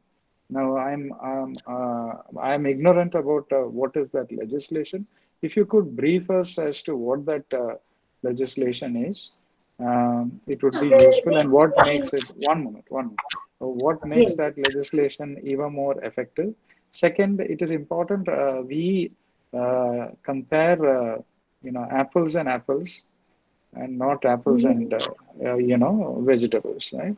So in India, we are looking at a large number of victims. We have our own set of problems, and European Union, I don't know which country you're referring to, or is it the whole of European Union? So it's important to get the comparator right before we make a comparison. So it would be useful if you could throw light on that aspect, because I don't have your paper with me to reflect on. Secondly, you made mention that money is put in a fixed deposit for a period of 3 years. Were you able to decipher the reason as to why it is kept for 3 years? Because if I recollect, there is also schemes which relate to those who are willing to surrender and undergo rehabilitation. There is money which is earmarked and kept in fixed deposit for a fixed period of time. I think it is again 3 years. And they can access the money after that period is over, and there is a good reason for that. Likewise, in this scheme also, what is the rationale behind keeping it in for a fixed period of 3 years? Maybe there is a good reason for it. It's important that the reason, that the stated reason is put forth for us to get a better understanding of the rationale behind that provision before we jump to conclusion. Second, there might be some operational realities that we need to be mindful of, whether the right person or the group of people are getting the benefits. For instance, in the other scheme, I'm referring to the surrender and rehabilitation scheme, there were many instances where people who were not members of any groups would come forward, present a few cartridges, and try to claim money out of it. So we need to be mindful of the operational realities before we pass judgments on any specific provision of a legislation. So these points I would like you to, reflect on before we proceed. And meanwhile, I would encourage the participants to raise your questions if you have any to Dr. Indrani. Thank you, Dr. Indrani. Over to you.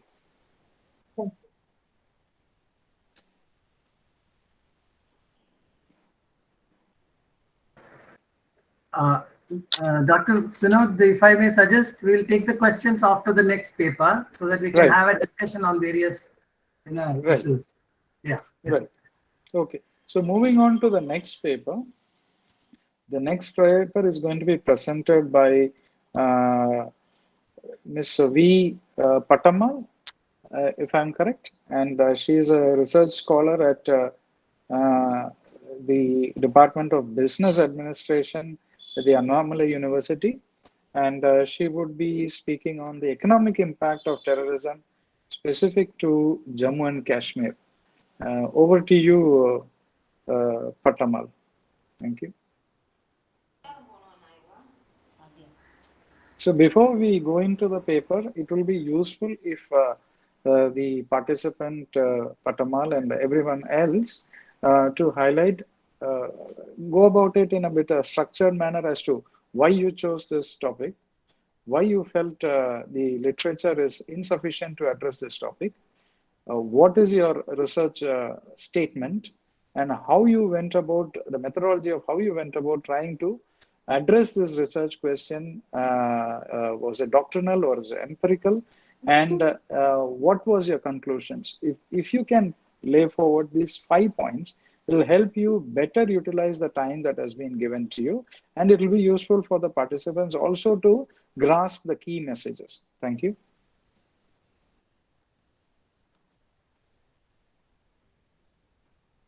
Yes, Patamal, please go ahead. The floor is yours.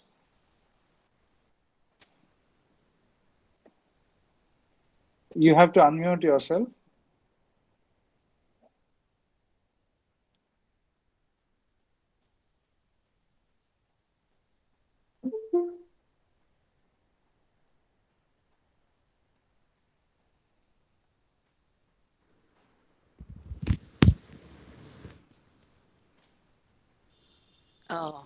Good morning, sir. Can you see my screen, sir? Good morning. Yeah, Good we can morning. see. We can see your screen.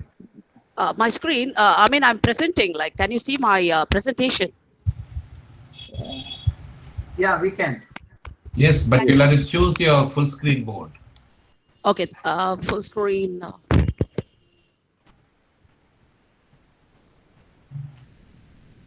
Go on to view. Go on to view. Go to view. Full Mode. screen. Okay. Yes, sir. Thank you very much for giving me this opportunity. And I wish to congratulate the previous presenter for an excellent presentation, and have taken in mind the opportunity given by Sri Jacob, sir. I will be focusing on economic impact of terrorism in J&K. In order to ameliorate the suffering of the victims, as Madheshwaran sir has said, that it is not only the individuals but also the families, the bystanders, including the young recruiters, even the people who participate in the terror activities. I consider they are also as victims. As I actually proceed to present my presentation, I will touch upon those aspects, though the main key area is how does terrorism affect the economic impact, especially in J&K as a state. This is what I have focused. And I have actually done a secondary research. I have consulted books and journals and all that. And I would like to define terrorism as the unlawful use of violence and intimidation, especially against civilians in the pursuit of political aims. As General Pervez Musharraf recently said in an interview that they have source in Kashmir. Besides the Pakistani army, people in Kashmir are also fighting against India. We just need to incite them. This is actually the key catch on which I'm going to focus, because I think that even after the acceding of Pak-occupied Kashmir, the Kashmir militants and also the politicians of the state is not happy with just leaving Kashmir to India. And this is actually one of the reasons why the terrorism has been on going on, and Pakistan has been nuclearizing itself in order to take away Kashmir from us. And it is definitely an issue for all of us. Though I live in India, though I live in Madras, Tamil Nadu, I do understand what has been happening over there in the state of Kashmir, the beautiful state. I mean, I have been over there just for 2 days or something like it. It is just a paradise on earth. And as you see that India ranks 8th on the Global Tourism Index 2020. That indicates what? Like the strife, cross-border terrorist attacks, mob incitement, stone pelting, bomb attacks. The recent Pulwama attack showcased that Kashmir is always been the breeding ground for terror-related activities, including recruiting sleeper cells and also indoctrinating the Kashmiri youth by terrorist groups like Taliban and Al-Qaeda. As recent as August 21, that is this fiscal year or a current year, DGP SP Waida said that Pakistan's ISI may be asking Taliban to divert some of its terrorists to JK to revive terror operations, though they are based in Afghanistan as of now. What does terrorism do to J&K? It definitely causes instability in all key areas: social, political, economic, and also the moral ground up. See, what happened due to terrorism and terror activities is the people of Kashmir has to increase their medical spending because, you know, loss of life, loss of destruction of property, loss of everything that they belong to, including the land and the terrain they live on. Their livelihood is in stake. The medical insurance due to terror attacks and all that is always increasing, and it is very difficult to pay those insurance as well. Loss of civilian and military personnel lives. I will touch upon how many civilians is dead or the military personnel is dead in protecting the land from the terror attacks. Obviously, due to consistent terror attacks, a lot of annual earnings has been lost, meaning it directly affects the livelihood. Consumer confidence in the market, like, you know, like the banking sector, the tertiary sector is definitely on the wane due to terror attacks. The investors' confidence in the market, like they do not want to invest in J&K, they go to Haryana or Punjab. This is we will be addressing later on. So loss of educational opportunities as well, because due to constant terror attacks, institutions close, educational opportunities go down, and general goods, due to the inflationary pressure and the rise in prices of common goods, and even not just FMCG, but also even food items, the purchasing capacity of the rural and urban poor is definitely due to loss of earnings, is very poor, and they cannot afford to buy goods and live a good life. The flight of capital as investors move to neighboring states. As I said, the investor confidence is so low in the state, and so they take the capital and invest in Uttaranchal and Uttarakhand and all that. We know, like, a lot of hydroelectric projects is going on in the neighboring states than Kashmir, and this is what happens. And obviously, the investment climate is hostile. As you know, the political climate is also not very stable due to coalition governments and due to ideologies, differences in ideologies, and the differences in, I know, like, the policy making is definitely improving as we see later on. Still, the ideologies of different political groups and different political parties is not bringing a proper policy framework, which would be very consistent in benchmarking their performance compared to the other states in northern India. Now, let's touch upon the industrial policy of J&K. I know, like, my recent research says that the government is really working on to open e-governance portals, e-trade portals to trade and commerce, so that they can they can actually sell online the saffron. I know it is a very high valued product, tulips, handlooms, and handicrafts, which are the major industries of J&K. And they're also trying to, through e-governance and e-portals, they're also trying to facilitate ease of doing business by reducing the paperwork and, as you said, like corruption, and then regulatory frameworks, and red tapeism is always there in almost most of the states of India. So J&K is not an exception. So ease of doing business is definitely an key area that the industrial policy, the recent policy is touching upon. Now, they are also trying to establish a capacity building program for would-be entrepreneurs by the J&K Entrepreneurship Development Institute. And the unemployment rate in J&K is 10.6% as of June 2021, which is considerably higher than the national average of 7.14. That shows that there is an innate weakness in the economic infrastructure of the state, that they're not able to absorb the labor force, and by only having more projects, industrial projects, manufacturing, and also the service sector. As we know, the J&K is quite good in hotels and restaurants and tourism sector. They have to develop area. If there is a consistent terror attacks and strikes, definitely tourists are not going to come down over there, and it's the revenue loss is really quite substantial. Now, coming down to the industrial policy, J&K is actually trying to develop infrastructure projects mostly in hydroelectric, renewable energy, and also some national highways and state highways, and the industrial estates. They are trying to reduce the industrial sickness by coming out with rehabilitation policies and all that. And also the NPs are quite high. So I think like the policy is trying to address that area as well.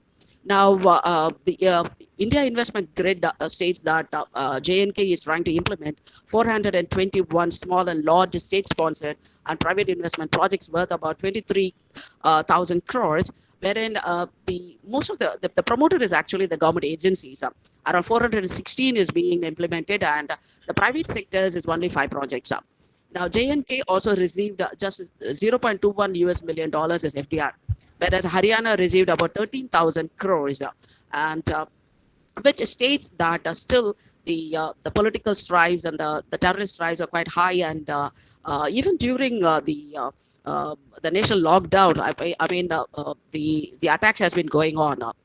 National Mission on Agriculture Extension and Technology is actually focused on developing some farming clusters, even in torn districts like Kargil and all that, which would definitely help the people who have been affected, the terror victims, could actually rehabilitate themselves and bring upon their family, society, communal heritage, and communal cooperation and collaboration to actually what would I say, to benefit on these particular mission and the programs.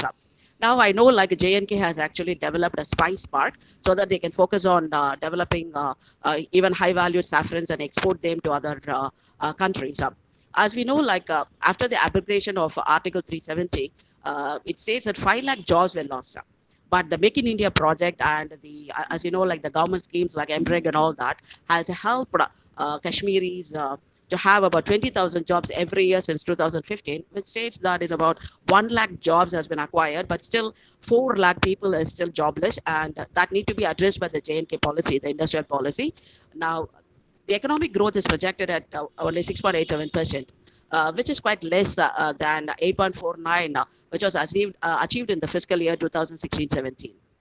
Now, what is the state of education in J&K? Why am I touching upon education is, as we know, the indoctrination by the terror groups and all that is definitely taking the youth and also the victims of the terror activities away from constructive and economic productive activities, rather to moving on to having drugs and other, which would definitely affect their lives. So education is very important, and this is what I'm focusing on. See, the government is actually expensing really a good amount of money, like a 14,000 crores has been spent in the last 5 years in the social sector, like education, arts, sports, and culture. But it has not definitely helped in improving the literacy rate over there in Kashmir, where the female literacy rate is only 68% and male literacy rate is but 85%, which is far better. Now, J&K has only 2 central universities and 9 state universities, whereas Haryana has about 61 and Punjab has 31 universities. So I wonder like where this 14,000 crores is going on in developing primary education or higher education or the medium level education or the technical education, which I would think that would definitely help in educating the Kashmiri youths and having this Make in India, can utilize what are all the opportunities available in Make in India projects. Now, the Skill India and the National Literacy Mission is engaged to improve institutional infrastructure and improvise the technical education to complement Make in India policy so that they can produce more educated youth in the state of Kashmir. Now, what is the economic portfolio of J&K at the outset? We know like the per capita income of J&K is only 73,504 at current price, whereas Punjab earns about Punjabis earn about 1 lakh 119 lakh and Uttarakhand about 1 lakh 46,000. Now, why is this discrepancy? That obviously says that definitely there is a structural weakness over there in J&K, and as they grapple with the terror attacks and mobbing and pelting and other things, I think like the capacity to earn more is actually reduced. Now, how to actually prep how to make people, Kashmiris, earn more is what we need to address as we study this economic impact of terrorism. Now, the primary industries like gas, mining, construction, manufacturing, etc., is set to grow at a future rate of 6.25% only. Whereas the subsectors like tourism, hotels, restaurants, commerce is projected at 14.5%, meaning there has to have a consistent policy by the government so that they can improve the intersectoral and intrasectoral competitiveness across J&K as 21 districts and also across other states as well. So this competitiveness will definitely improve the primary industries to be more productive than the 6.25% that they are projecting to grow at. Now, what are all the government schemes that is helping the general public, the private sector, and also the victims of terror?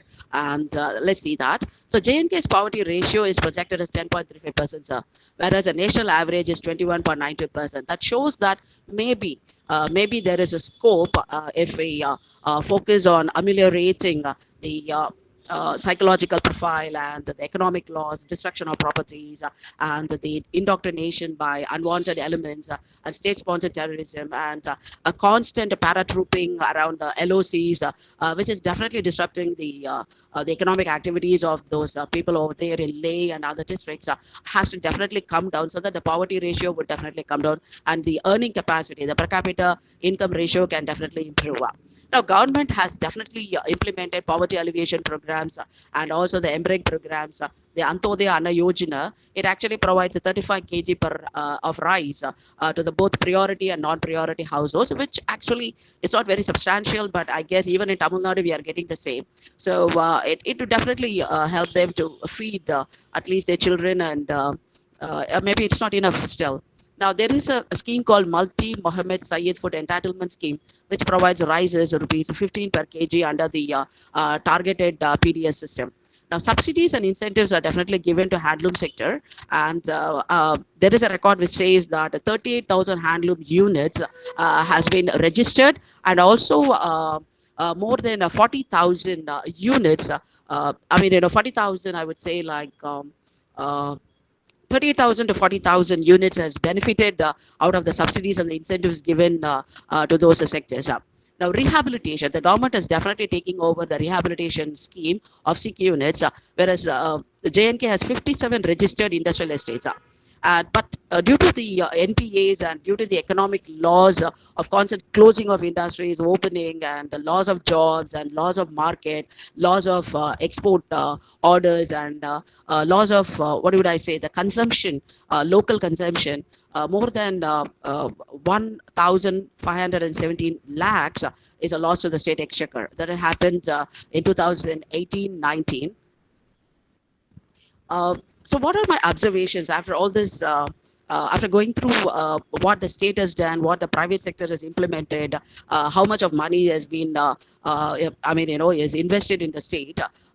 The private sector investment is negligible. The state is actually depending on the government agencies to implement their projects.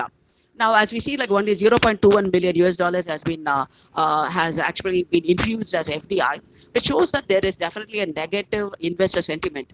And the risk perception of doing business in J&K is quite averse, which need to be addressed by the government. Now, the economic productivity is definitely less. Why? Because due to the psychological, and the physical trauma to the terror victims. The homelessness, because due to destruction of property and joblessness, and the state intervention may not be adequate. If it has been adequate, definitely the poverty ratio would come down. Definitely the education literacy rate would have gone up. So there is less state intervention, which need to come together so that the sufferings of the terror victims can be reduced. Now, the diplomatic and international relations with Pakistan, China, and their nexus with Taliban is definitely poses greater risk. As Sir has observed that even state-sponsored terrorism, affects families and individuals, couples, and due to young child marriages and a lot of unwanted certain cultural things need to change. As Sir has observed that the cultural memory is being reduced. That is definitely happening because the international relations with neighboring states is not that encouraging. Though definitely government of India is going through the confidence building measures and risk reduction measures and all that. But as you know, the non-state actors and the terror groups are constantly infiltrating into the the line of control. And we all know that China is definitely helping to nuclearize Pakistan, and that is a point which is quite a concern to everybody. Now, the cost of counterterrorism and anti-insurgency measures and border management (LOC) is definitely a heavy burden to the state's fiscal health. The government has to divert very what would I say, productive funds across terror-related activities than actually investing in developing the economic life of its own people. So the cost of counterterrorism is definitely high. Now, the radical extremist Islamic and jihadi forces are at work even now, and so that they are indoctrinating the young Kashmiris to take up violence. This is happening, and we need to address it. Now, the state's attempt, J&K is attempting to leverage technology, as every other state is doing in northeastern states and other states, to open e-kiosk, e-portals, e-seva centers, online employment exchanges, online investment portals for institutional investors, NRI repatriation from abroad, trade promotions across different sectors. Does have a positive impact on business performance, so that the government is implementing the 461 projects in the state. There is a vested interest on mainstream political parties, which is causing collateral damage to the entrepreneurial infrastructure. People are developing the Muslim ideologies, and there's a radicalism is definitely happening even by the political parties concerned, which would affect the moral obligations of the people, and they may not know where the identity crisis is going to be high. They may not know whether they should be loyal to the Republic of India, or they should be trying to go along with the indoctrination that is happening across the border. Now, the government schemes like Women's Self-Help Group, Youth Startup Loan Schemes, R&D facilities, incubation centers, Swadeshi Darshan Scheme to improve tourism, Center for Women Entrepreneurship centers are implemented by the respective state departments, namely J&K Tourism Development Corporation, National Minorities Development and Finance Corporation Scheme to promote industrial growth. There is a loss of economic and political freedom. People are not able to engage in their economic, political, and social life due to diversion of the state resources assigned to data violent terrorist forces. So this is causing economic productivity to go down. This is a major impact. The political freedom is less, social freedom is less, cultural freedom is also less. So that is causing a very negative economic impact. The deployment of paratroopers, it reduces enthusiasm in tourism, and spots like Vaishnava Devi face reduced tourist inflow, and thereby the revenue is also going down. Kashmir, as such, it has no guerrilla warfare. That is, it is only a terrorist attack. So I think there is a possibility of the government to stop this, keeping on the protracted political ambivalence. Either the people of Kashmir and the state political parties, the ideological groups and all that, they have to actually face a reality that Kashmir is part of India, and they cannot be keeping on protracting this identity crisis. Since there is no guerrilla warfare, we can actually pacify the Islamic radical elements to infuse the idea that Kashmir belongs definitely to India. Now, focused government infrastructure development projects with consistent annual revenue and capital expenditure would boost economic growth, including the social and tertiary sectors like banking and securities market. The loss of 5 lakh jobs due to the abrogation of Article 370 it indicates that there could be a innate macro and microeconomic structural weakness, like the economic structure is not able to absorb the excess labor or the existing labor than the instability caused by the terrorist activities. It definitely has to be addressed and by the respective state agencies, by the state government, and also the central government. My conclusion: zero tolerance policy against terrorism is essential to mitigate economic loss. Rule of law is to be ensured with appropriate risk reduction measures and confidence building measures across border with Pakistan. Reduced market sentiment by institutional and retail investors has to be attended to and nullified by enforcing a sense of normalcy among public, private, and foreign business promoters. Neutralizing jihadi forces by developing a network of entrepreneurs, engineers, technocrats, linguists, diplomats, economic and security strategists by introducing capacity building education programs across all 21 districts is very much needed. To focus on largest industries of J&K like horticulture, floriculture, handloom, handicrafts, saffron, wool, etc., by establishing agri-terminal mandis and develop dedicated 100% export units to generate rural and urban employment. Now, the, the need to mitigate inflationary pressure to wholesale and consumer price index by encouraging exports of apples, which is J&K is quite good at, saffron and products of other prominent sectors to improve the potential of value-added finished goods than just exporting commodities, raw materials, and semi-finished goods. Reallocation of funds and also the human resources, then diverting it to security operations will help to increase per capita income of the marginalized, rural poor, tribals, and minorities so that they can gain employment in diversified sectors. After abrogation of Article 370, terrorist attacks are much reduced, but Taliban is expected to incite and sponsor terror attacks that can destabilize the economy much further. A consistent counter-terrorism policy along the guidelines of NATO is to be implemented to raise awareness, capabilities of the state, and engagement to conduct sub-conventional operations by the state and civilian authorities is essential to restore investor and business promoters' confidence in the longevity of the trade and commerce in the state.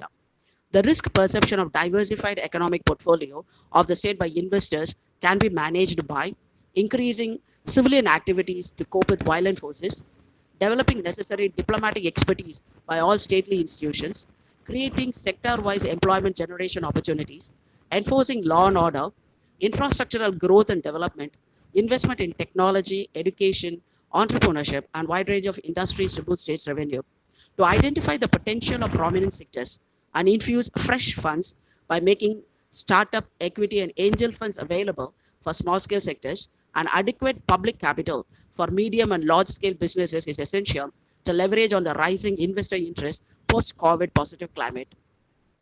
Finally, the cost of conceding to terrorist activities has to be reduced so that the share of J&K's investments can rise substantially compared to its neighboring states. Sir, I would like to conclude by saying that a safe social and political environment is essential to ensure consistent economic growth in the Kashmir Valley. Thank you for this opportunity. Thank you very much, sir. Good day.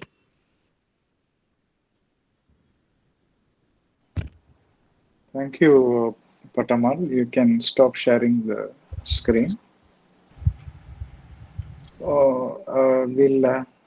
Shall we pose the questions and then move to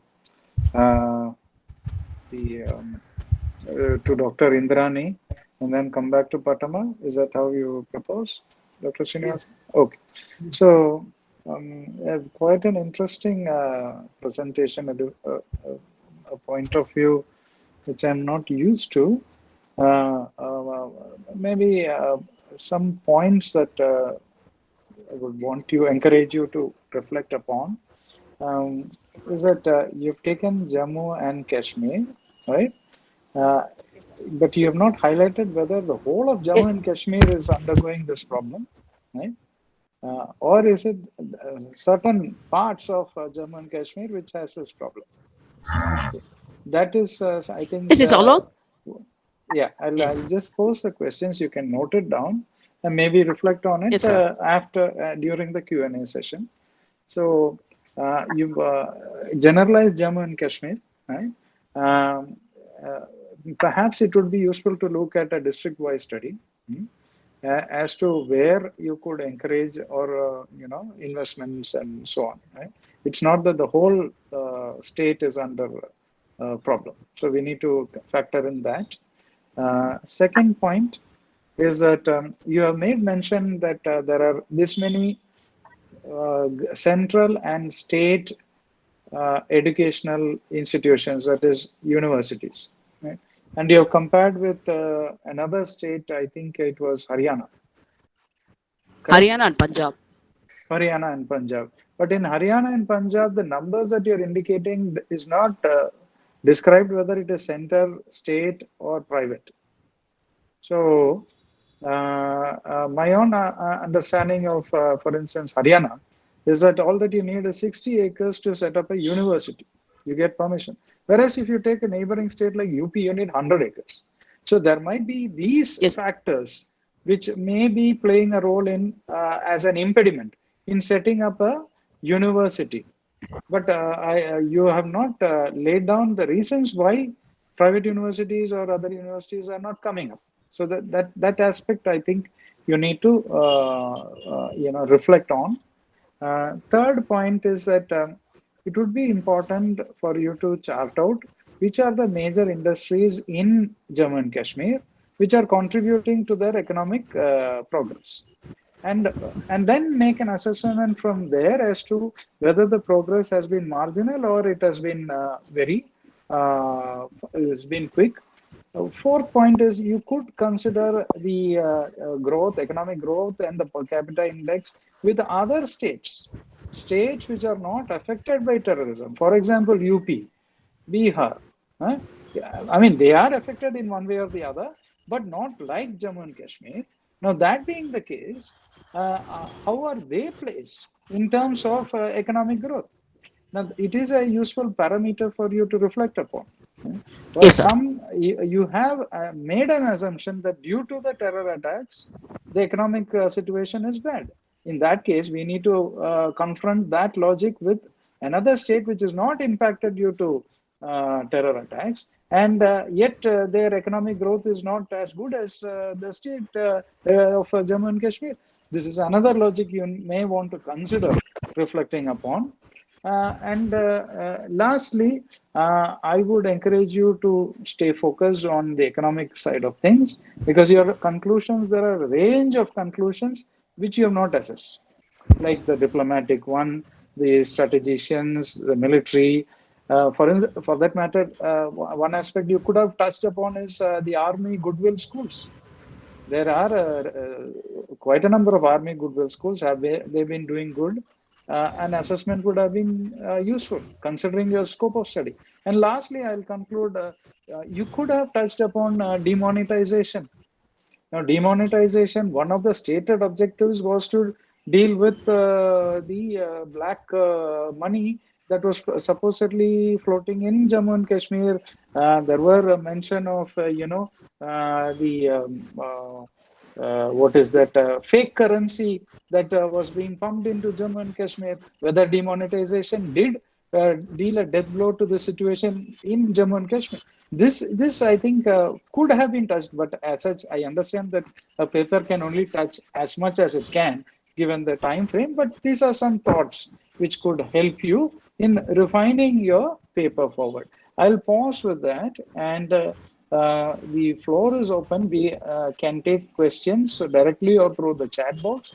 While Patamal can just think of some of these suggestions, we'll first go to Dr. Indrani. Correct, Dr. Srinivasan? Shall we?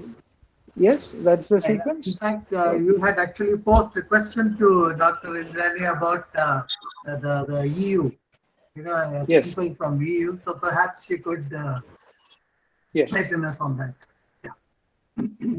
Yes, EU was in regard to the whole of European Union as their parliament, how they had passed, and from the parliament towards the other states. So from the national, how the state would take it, and would exercise it, be it in regard to compensation, be it in regard to how they deal with the victims, how the the medical facilities or any other facilities that need to be provided. So laws, as per as I told you all in regard to the directives, the compensation directive, the victim directive, these areas have been slowly developed from 2004 to 2012, then 2017, and complete and up to 2020. 22 is the area where they have come with a center for expertise, where they had brought under them the working groups who would look into and help the victims to form associations so that they are able to speak on a platform and could address their issues directly and get the support of the government in resolving those. Secondly, they had also brought about self-help groups wherein they uh, concentrated on helping victims, remembering them and honoring them also. And this they have it up to 22, from 20 to 22. Once that becomes, successful, they are planning to go ahead with better platforms for the victims on the terrorism. Thank you, Dr. Indrani. Which legislation is this under the EU? It is Yes, yes. 1 second, sir. Because the talk has to be a small one, I just brief it down. Yeah, you can even post it on the chat box. It's okay. It will be useful for the academia to study that. If you believe that it could be a guiding light for being modified and applied in the Indian conditions.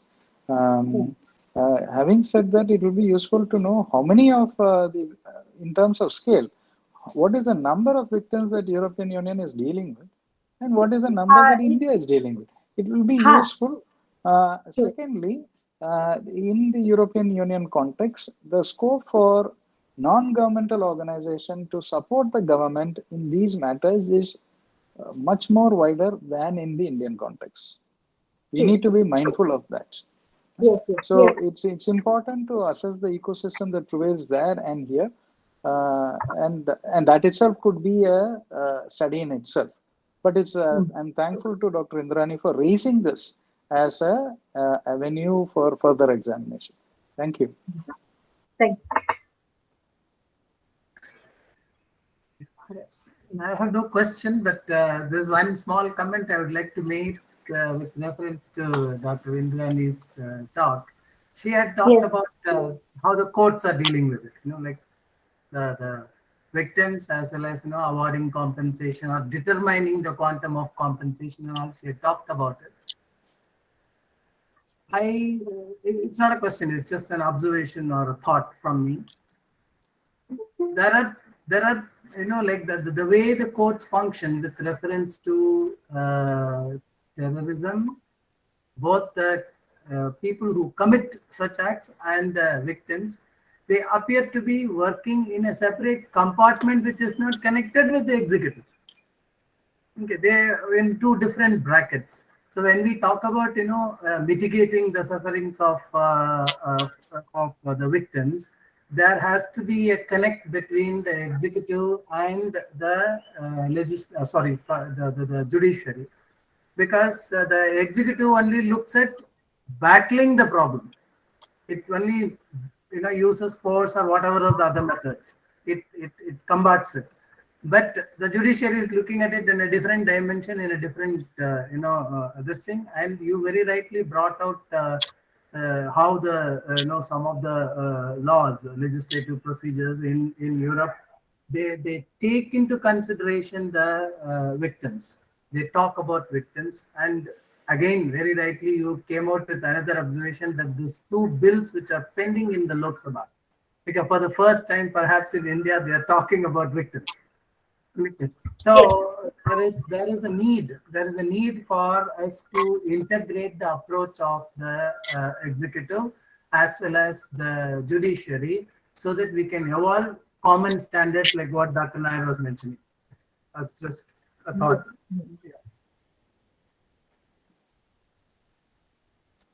Yeah, with reference to in Pattamal Vardarajan, yes, of course, our Dr. Jacob has already given you some very good 5 points.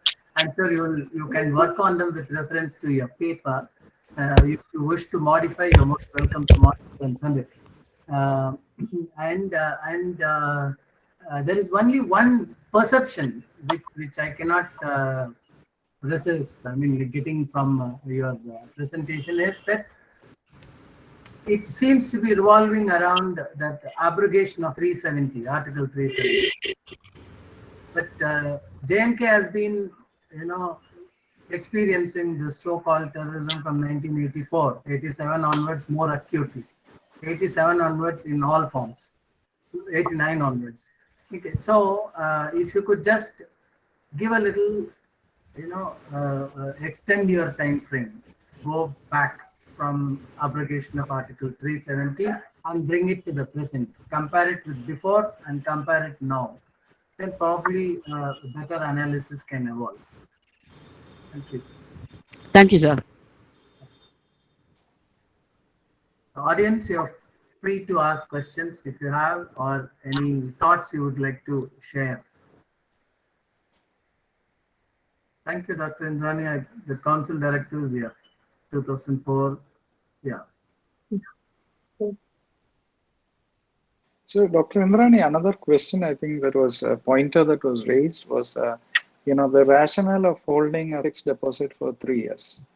Before, yes. So, were you able to find out as to what is the rationale? Why a 3-year time frame kind of a moratorium during which the total money cannot be accessed, rather the interest will be accumulated after 3 years and handed over. So, what is that? Yes. 1 second. Yes.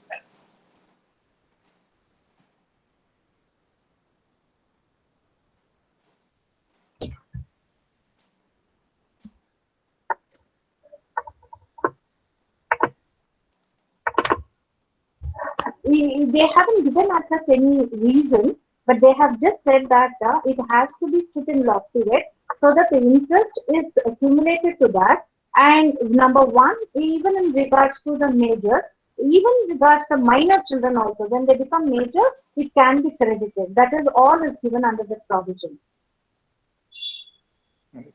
So, as you say, there would have been a lot into the thinking of the legislative makers.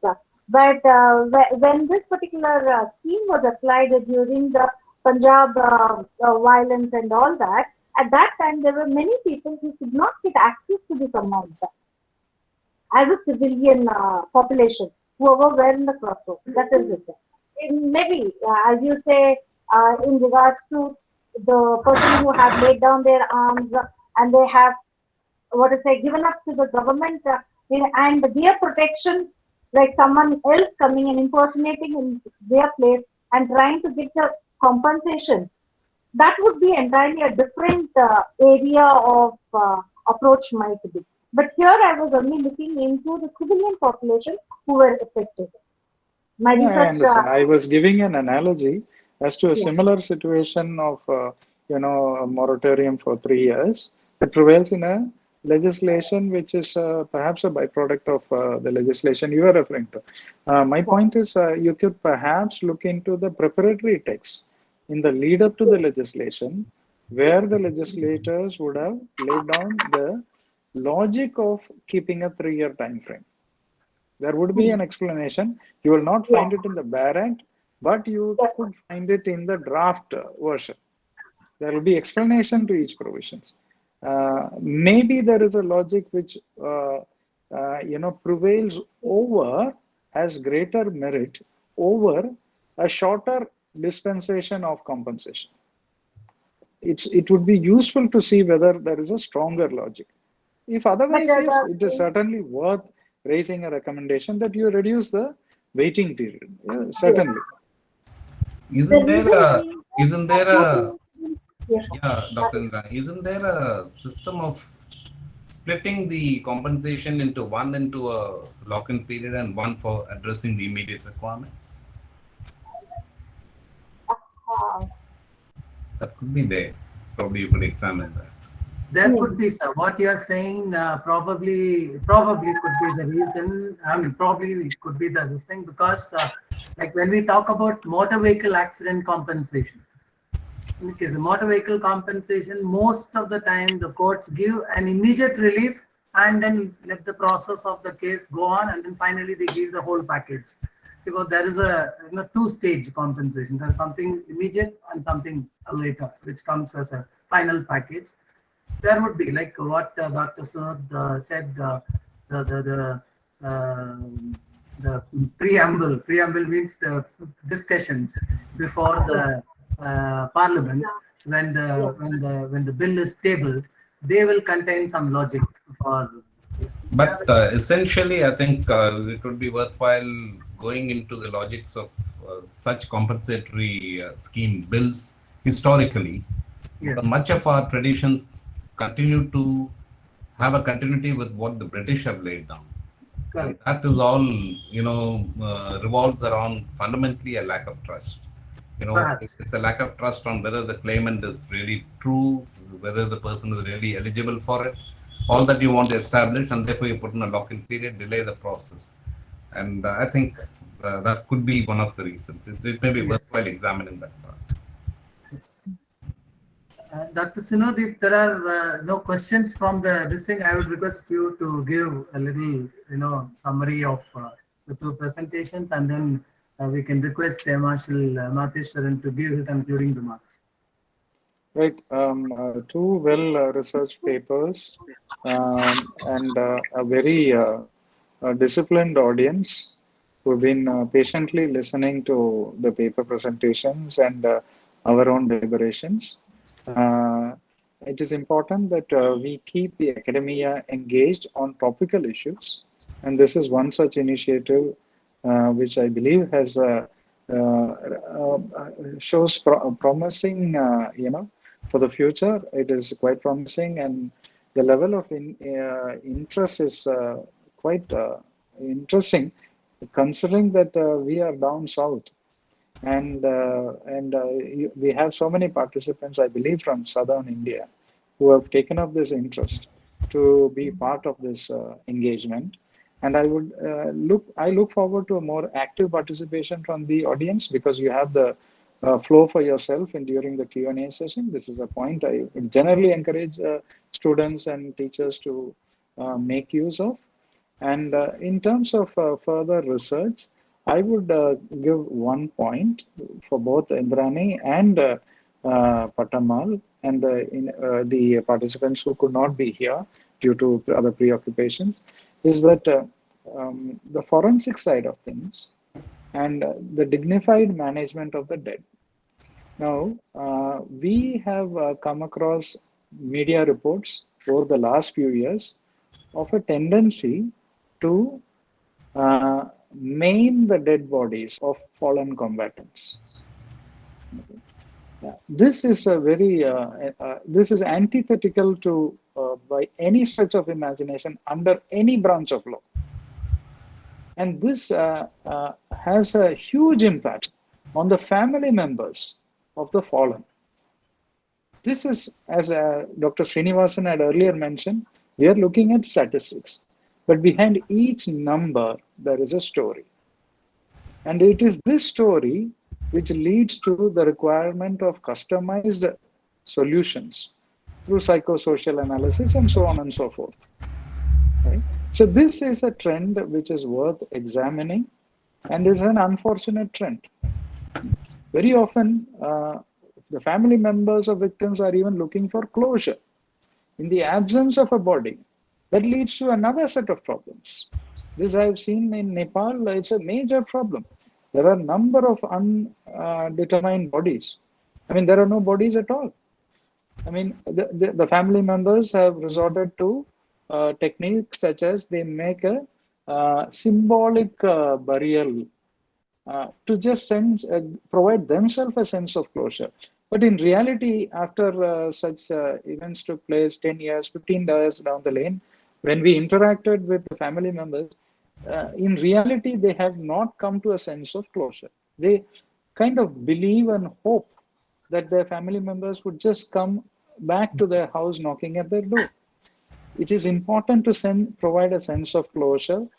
We have described this situation in different terminologies: terrorism, prevention of violent extremism, countering violent extremism. The fact of the matter is, if violence keeps spiraling, it is important that if we provide a sense of closure, we might just break away from this cycle of violence. So this is another point I would want the audience to take home. And I'll close with that. And thank you very much for the opportunity. Thank you, Dr. Sunod. I would now request Marshal Matheswaran to share his concluding thoughts before I say thank you. Thank you, Srini. And this has been a very good, webinar and a good subject. It's certainly, as you open up and as you start discussing, I find that it's actually a lot of interesting areas to actually delve into, and there's a lot of scope for tremendous amount of research. As Dr. Nayak pointed out, I think I take his recommendations very seriously. I think we can probably work together and look at this comprehensive research document that actually sort of puts together a lot of data, collects a lot of data, and then looks at it more comprehensively. And I certainly am seriously looking at from the Peninsular Foundation point of view and the Indian Police Foundation point of view. The papers were, thank you, Dr. Indrani and Patamal. The papers were very good efforts. It's a pity that two other papers could not be presented today. That would have actually completed the overall, issue quite well, and a good attendance as well. As Dr. Sunod said, I think active participation would liven up, and throw better ideas, and therefore I would encourage the audience to participate more. In the context of this subject itself, I think a lot more attention needs to be given. The issue of closure that Dr. Sunod pointed out is a very, very important point. And if I relate that to the, military personnel who get involved in counterterrorism activities, and some of them go missing or you're not able to trace them. The closure doesn't happen for as long as years and years, goes up to 7 years. There's a law that says that till 7 years till you actually identify, you continue to, declare them missing. And if that missing is not closed, it's a huge pain, and the pain only gets aggravated for the family members. It's a very, very important point. So this is something we need to find a solution. Probably we could, like what Dr. Indrani pointed out, look at the laws and the provisions that other countries follow. Probably we can examine that as well. More importantly, and this is in the context of Patamal's paper, we need to, when you take up a subject like Kashmir, I think particularly people from the south, it's interesting that one takes up those issues. And the economic aspects that she's covered is reasonably good. But there are certain fundamental ideas about Kashmir and understandings of Kashmir which prevails, particularly the south, are I think we'll need to go through more deeply to make some serious corrections about various aspects which relate to historical, processes.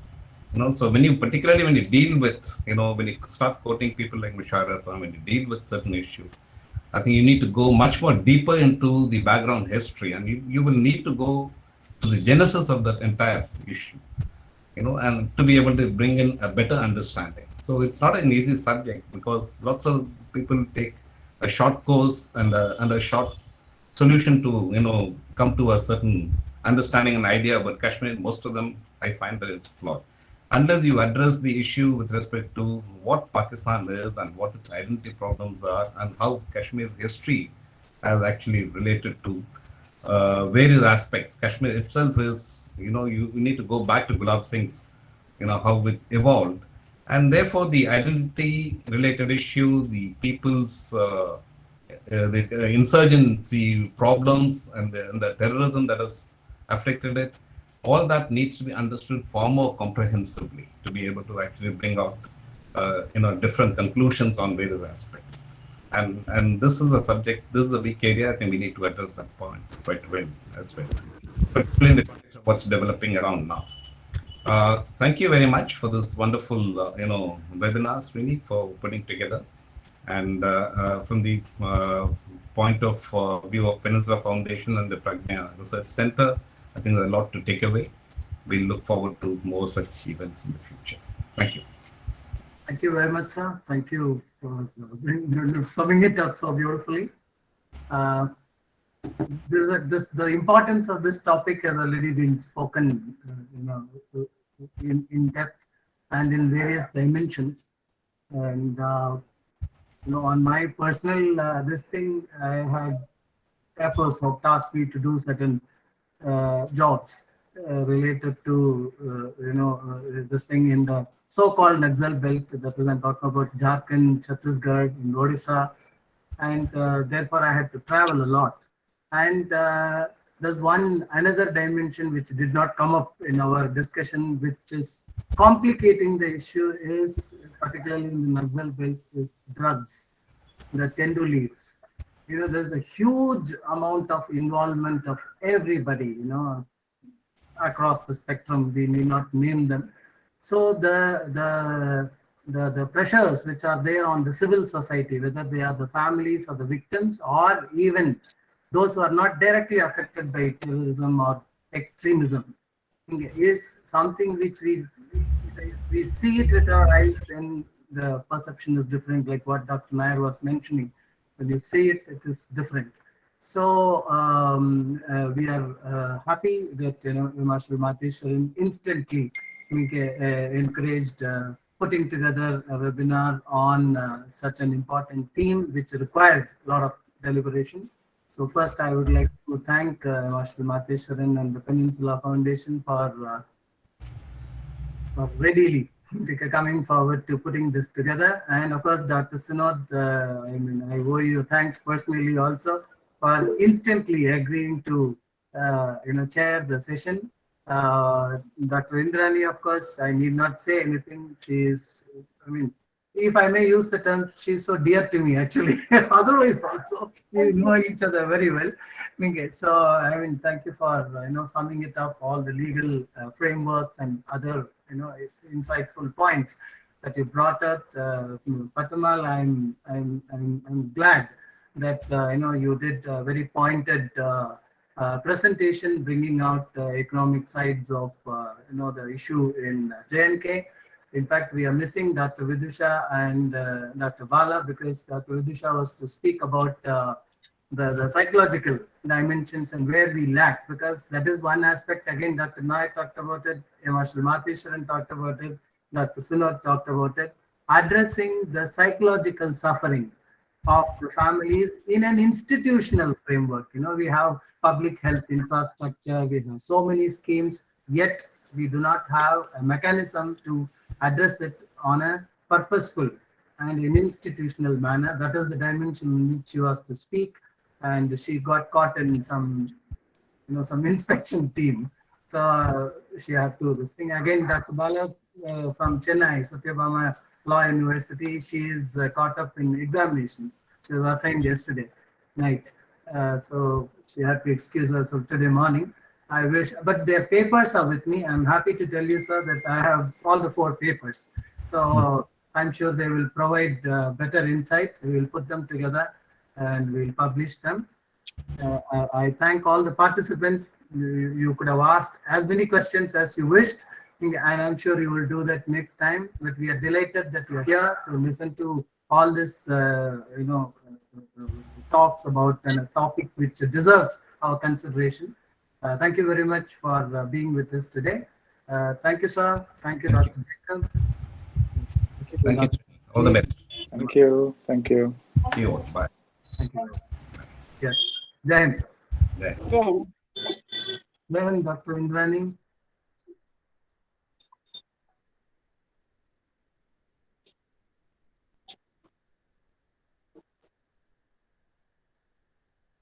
Dr. Pratima Saxena. Yes, ma'am. Yes, You sir. are online. Sir. Yeah, sir. I am online. Sir, thank Yeah. you so much.